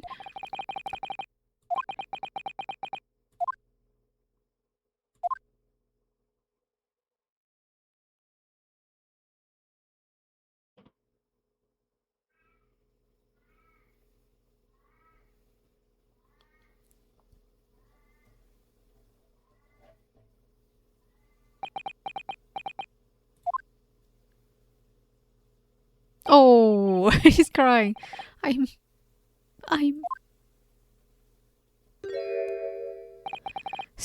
sorry. I'm so sorry. Oh, Constable. I just wanted, just that one night, to take my Patricia out for dinner. Oh, really? Just that one night.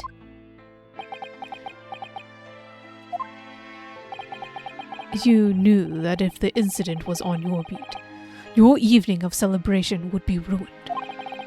So, you decided to move the entire crime scene outside of your jurisdiction. Just across the street, to the east pavement of Briar Road, which falls under the neighboring beat's care. You see, I thought... Well, I was sure the victim was dead, you see. I beg your pardon? Oh, of course he did. Otherwise, my Rolly would never have left that poor woman in the freezing cold pavement. I see your meaning now. But God got me back for my sins, didn't he? That's why I missed the rose I bought for Pat. Oh no, Rolly, that was my fault. I should never have dropped it in such a dark place. I'm so sorry, Rolly.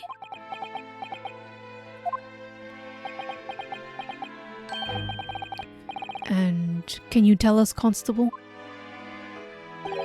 How many books did you move from one side of the road to the other in total? 4 it was, yes, sir. Definitely 4. 3 of them dropped by Mr. Natsume, and the 4th, being the one that fell from the window upstairs, In the Gyarados household, of course. But what made you place the book in the victim's hand? When all the others were scattered haphazardly around, I mean.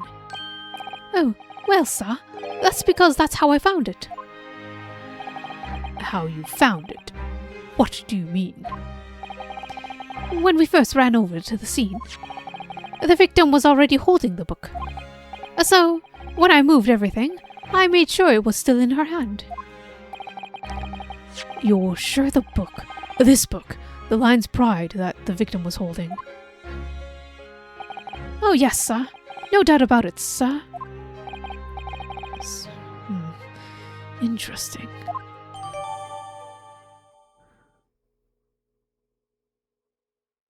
Mr. Beat first ran over to see what had happened. It was in the victim's hand when Mrs. Beat first ran over to see what had happened.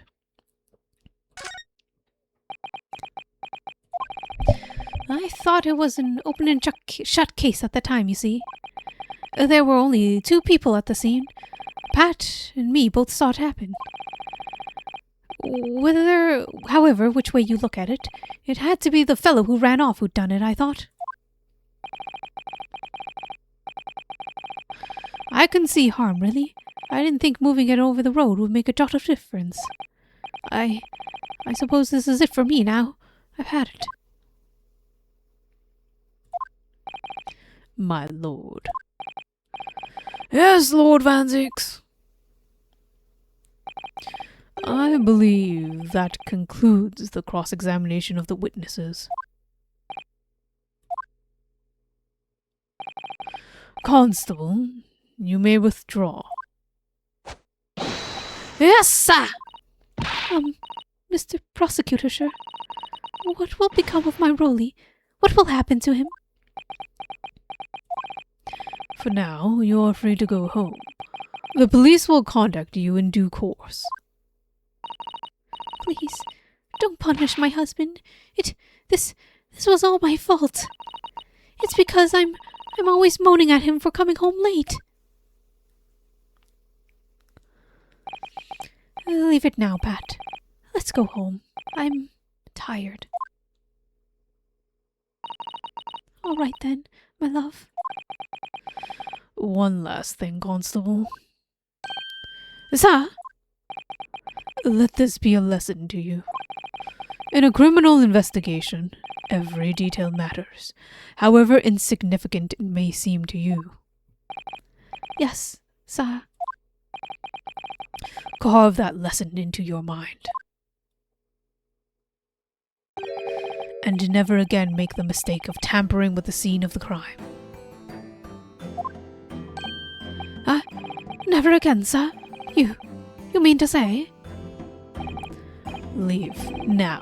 This trial is not yet over. Sir!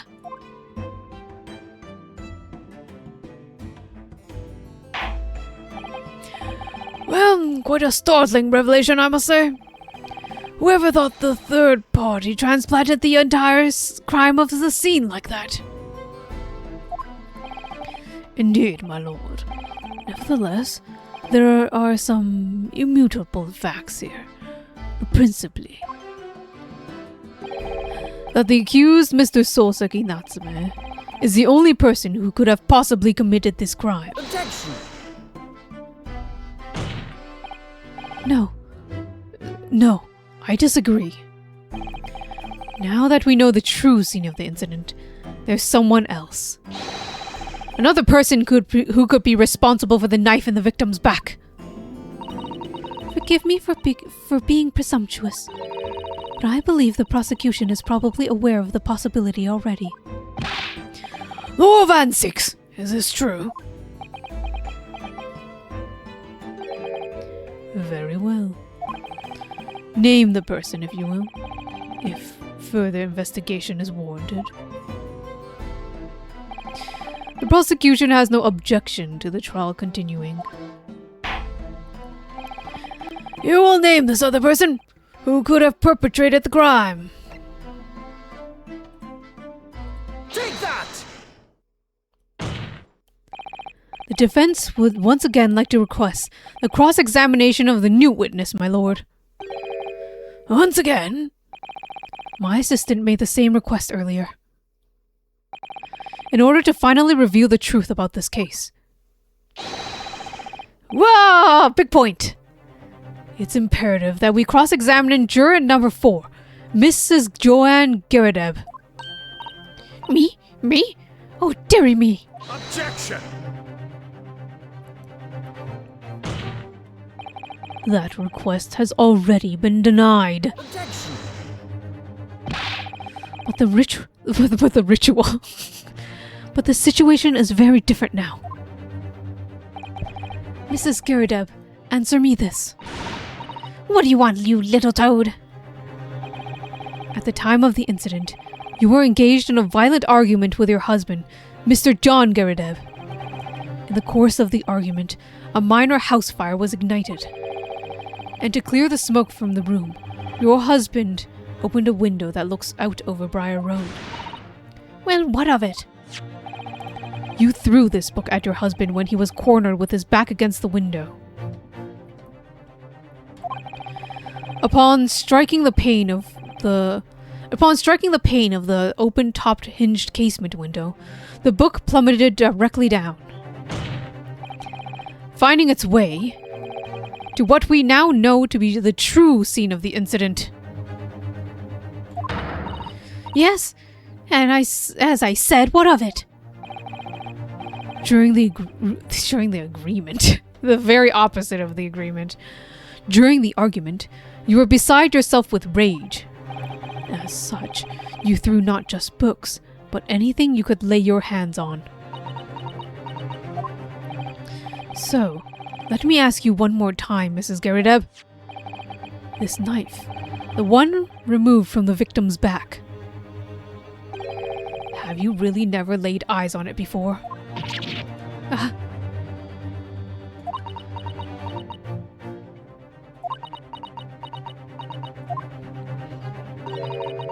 I don't recall it. Seriously? Am I supposed to remember everything I picked up and threw at my husband? And anyways, the man over there in that regalia said that members of the jury needn't testify, didn't he? Conveniently, yes. Objection! Oh! You're objecting to that? No. I have no recollection of saying that at all. Juror number 4. Oh? Make no mistake. You jurors are not special in any way. You are not immune to the judicial process. If you know something about this knife, madam, let the truth come out. But that's just a common old garden knife. It could have come from anywhere. We have several like that at home if one went missing. How would you expect me to know? What's that? Are you joking? What are you saying, please, Mrs. Geradeb? Now you listen to me. I refuse to believe all this nonsense. I couldn't bear the thought that I'd injured someone. Do you hear? I couldn't bear it. Oh, the poor woman. So yes, I want evidence. I want to see hard evidence if you're going to insist on this being my fault. You're going to have to prove to me that I threw that knife, if that's what you think. Come on now, chop chop. Do your worst. Well, Mr. Naraldo, if I had evidence like that, believe me, I would have thrown it at her already. Then take the stand, juror. Oh? The prosecution does not object to the defense's request to cross-examine this woman. Thank you, Lord Van Zieks. I'm going to have to testify? Juror number 4. As I'm sure you will appreciate, having observed it with your own eyes today, witness testimony can lead to most extraordinary truths being unearthed. truths of which the witness themselves may not even have been aware. How dare me? So I demand your full and unadulterated testimony, Mrs. Garrett. And mark my words, in this court of law today, we shall exact the truth. Do you concur, counsels? Certainly, my lord. Oh, that's what I'm hoping for, my lord.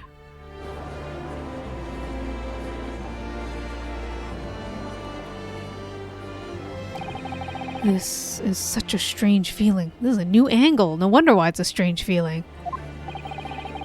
For the first time since arriving in this country, it actually feels real. Ooh, another new angle! And we see the whole cast. Well, not the whole cast, but, you know, with a different angle. I'm here, in Old Bailey, and I am a lawyer.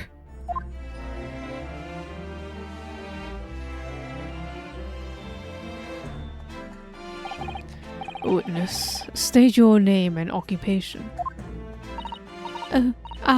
Yes. My name is Joanne Garrett. And I'm,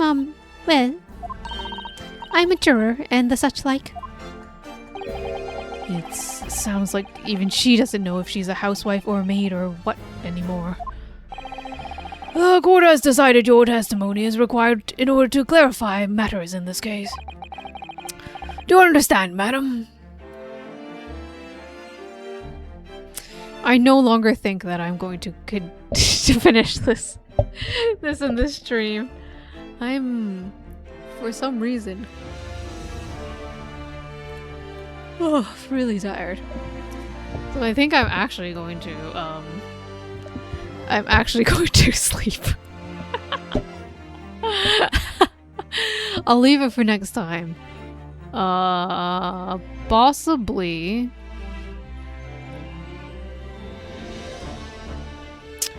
Possibly. Oh gosh. I can't tomorrow. I might be able to Tuesday or Wednesday. No, this is leaving right before the end though. But I'm so sleepy tired, okay? Sleepy tired time. You work tomorrow? Okay. Very good. Thank you very much for being here, Ikaru. And I hope to see you at this exciting conclusion, probably next time. Once we it's not interrogate. We cross-examine the potential murderer. We're pretty sure accidental murder. I can't leave? What do you mean I can't leave? I can absolutely leave whenever the fuck I want. Didi?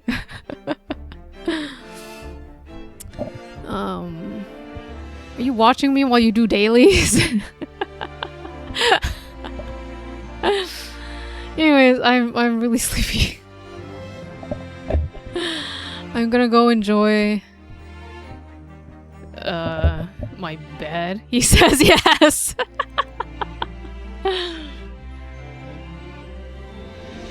Unfortunately, you will have to be doing it watching somebody else. Because Yin is going to bed. Okay. Have a very good night to you too, Ikaru.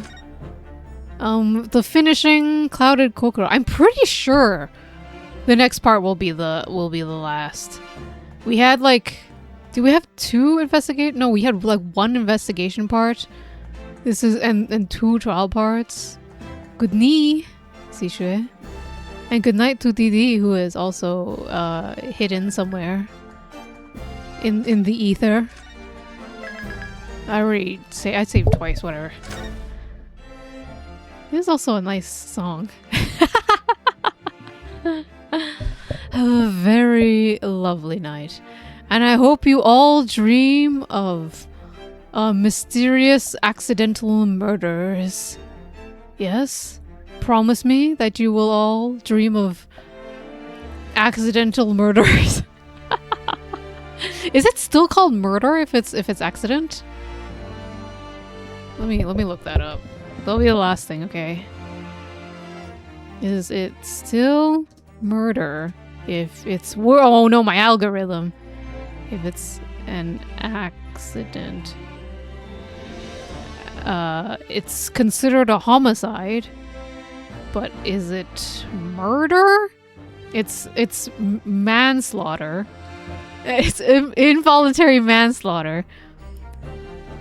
Is murder like a technical term then? Is it like with intent?